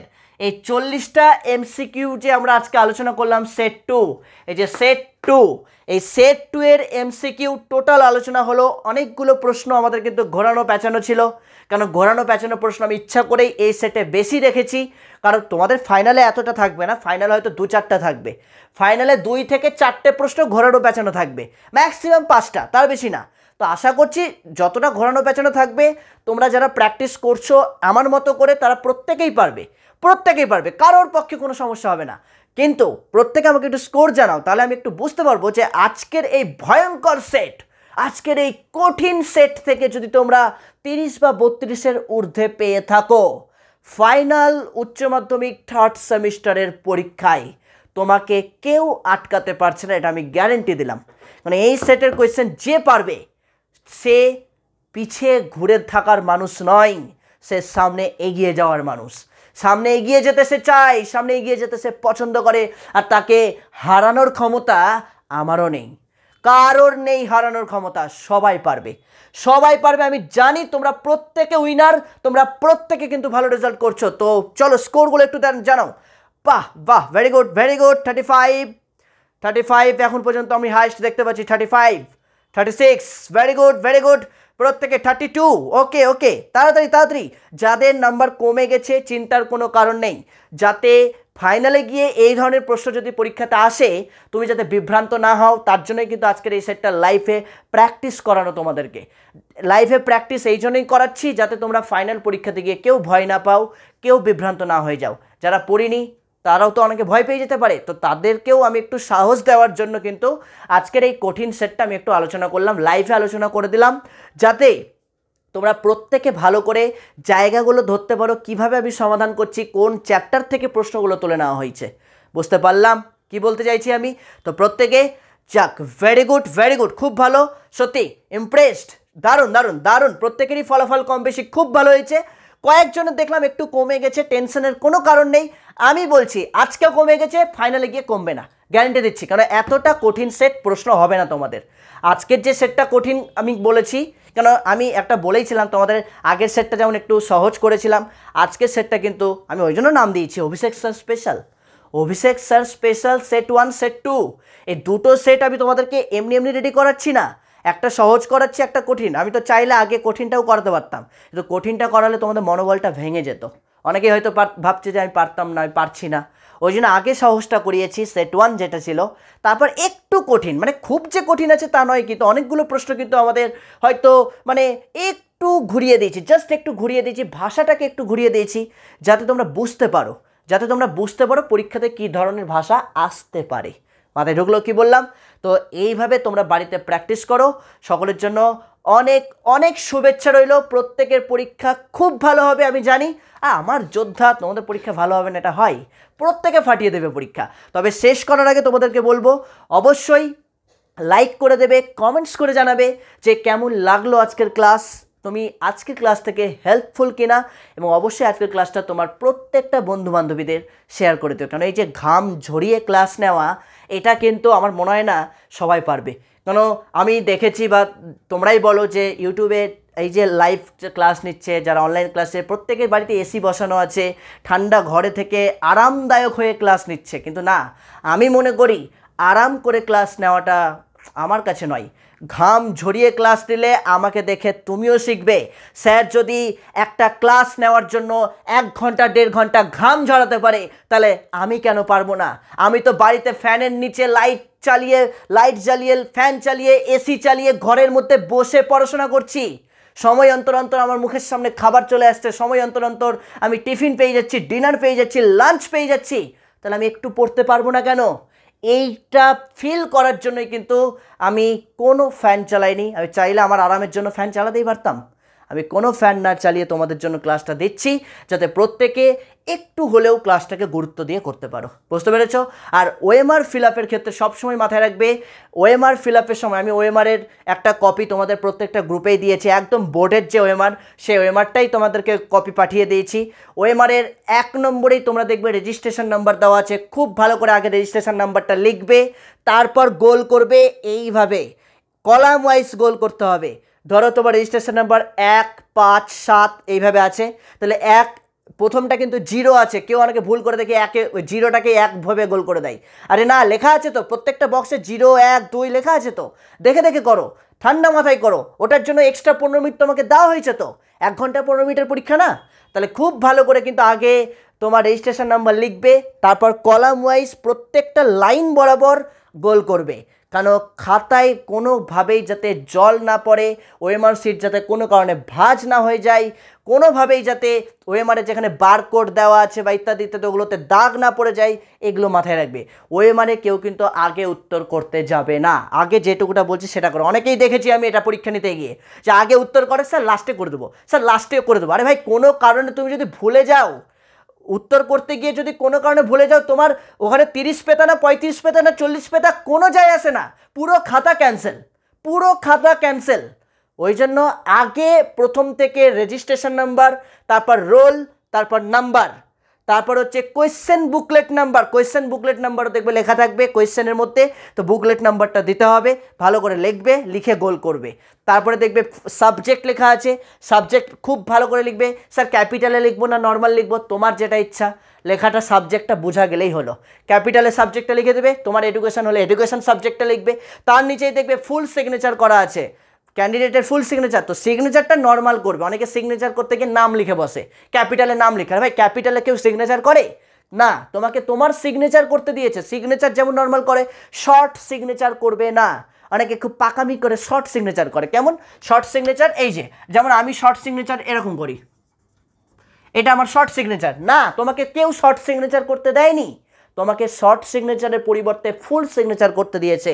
তাহলে এইভাবে কিন্তু কেউ সিগনেচার করবে না। ফুল সিগনেচার, তোমার নাম যেমন লেখো ব্যাংকের বইয়ে বা ইত্যাদি ইত্যাদি সব জায়গায় যেমন ফুল সিগনেচার করো, ওরকম ফুল সিগনেচার করবে। তারপরে ডান দিকে দেখবে ইনস্টিটিউশন কোড লেখা আছে, ওটা ইনস্টিটিউশন থেকেই করবে, বা ওরা বলে দিলে তুমি শুনে করে নেবে, ওগুলো অফিসিয়াল পারপাস। তারপরে উত্তর। এবার আগেই ওএমআরে কেউ হাত দেবে না। আই রিপিট ওয়ান্স এগেন, আগেই ওএমআরে কেউ হাত দেবে না। আগে প্রত্যেকে প্রশ্নপত্রের মধ্যে আগে মার্ক করো। তুমি আগে প্রশ্নপত্রের মধ্যে মার্ক করো। কেমন? ধরো এটা তোমার কাছে প্রশ্নপত্র, এটা তোমার কাছে কোয়েশ্চেন, এই কোয়েশ্চেনের মধ্যে 1-এর এ, হ্যাঁ 1-এর এ মার্ক করো। 2-এর সি হবে, 2-এর সি মার্ক করো। যেটা পারছো না ওটাকে গোল করে চলে যাও। ধরো 3 নম্বরেরটা পারছো না, তো 3 নম্বরটাকে গোল করে দাও। 4 নম্বরে দেখো 4-এরটা, হ্যাঁ 4-এরটাও পারছো, 4-এরটা মার্ক করো। 5-এরটা পারছো না, 5কে গোল করে যাও। ওই মুহূর্তের জন্য পারছো না, তুমি পরে ভাববে ওগুলো নিয়ে। 5 পারছো না, 6ও পারছো না, 6 গোল করে দাও। 7 পারলা, 8 পারলা, এইভাবে যেগুলো যেগুলো পারছো সেগুলো কোয়েশ্চেনে গোল মার্ক করো, যেগুলো পারছো না সেই কোয়েশ্চেনগুলোকে গোল করে করে পরপর 40 অবধি চলে যাও। একবার 40 অবধি হয়ে গেলে তারপরে এবার ওএমআরে হাত দাও। যেগুলো পেরেছো চট জলদি আগে ওএমআরে তুলে নাও। অনেকে করে একটা করলো টুক করে একটা গোল করলো, আবার একটা করলো টুক করে একটা গোল করলো, ওইভাবে ভুল হওয়ার চান্স বেশি থাকে।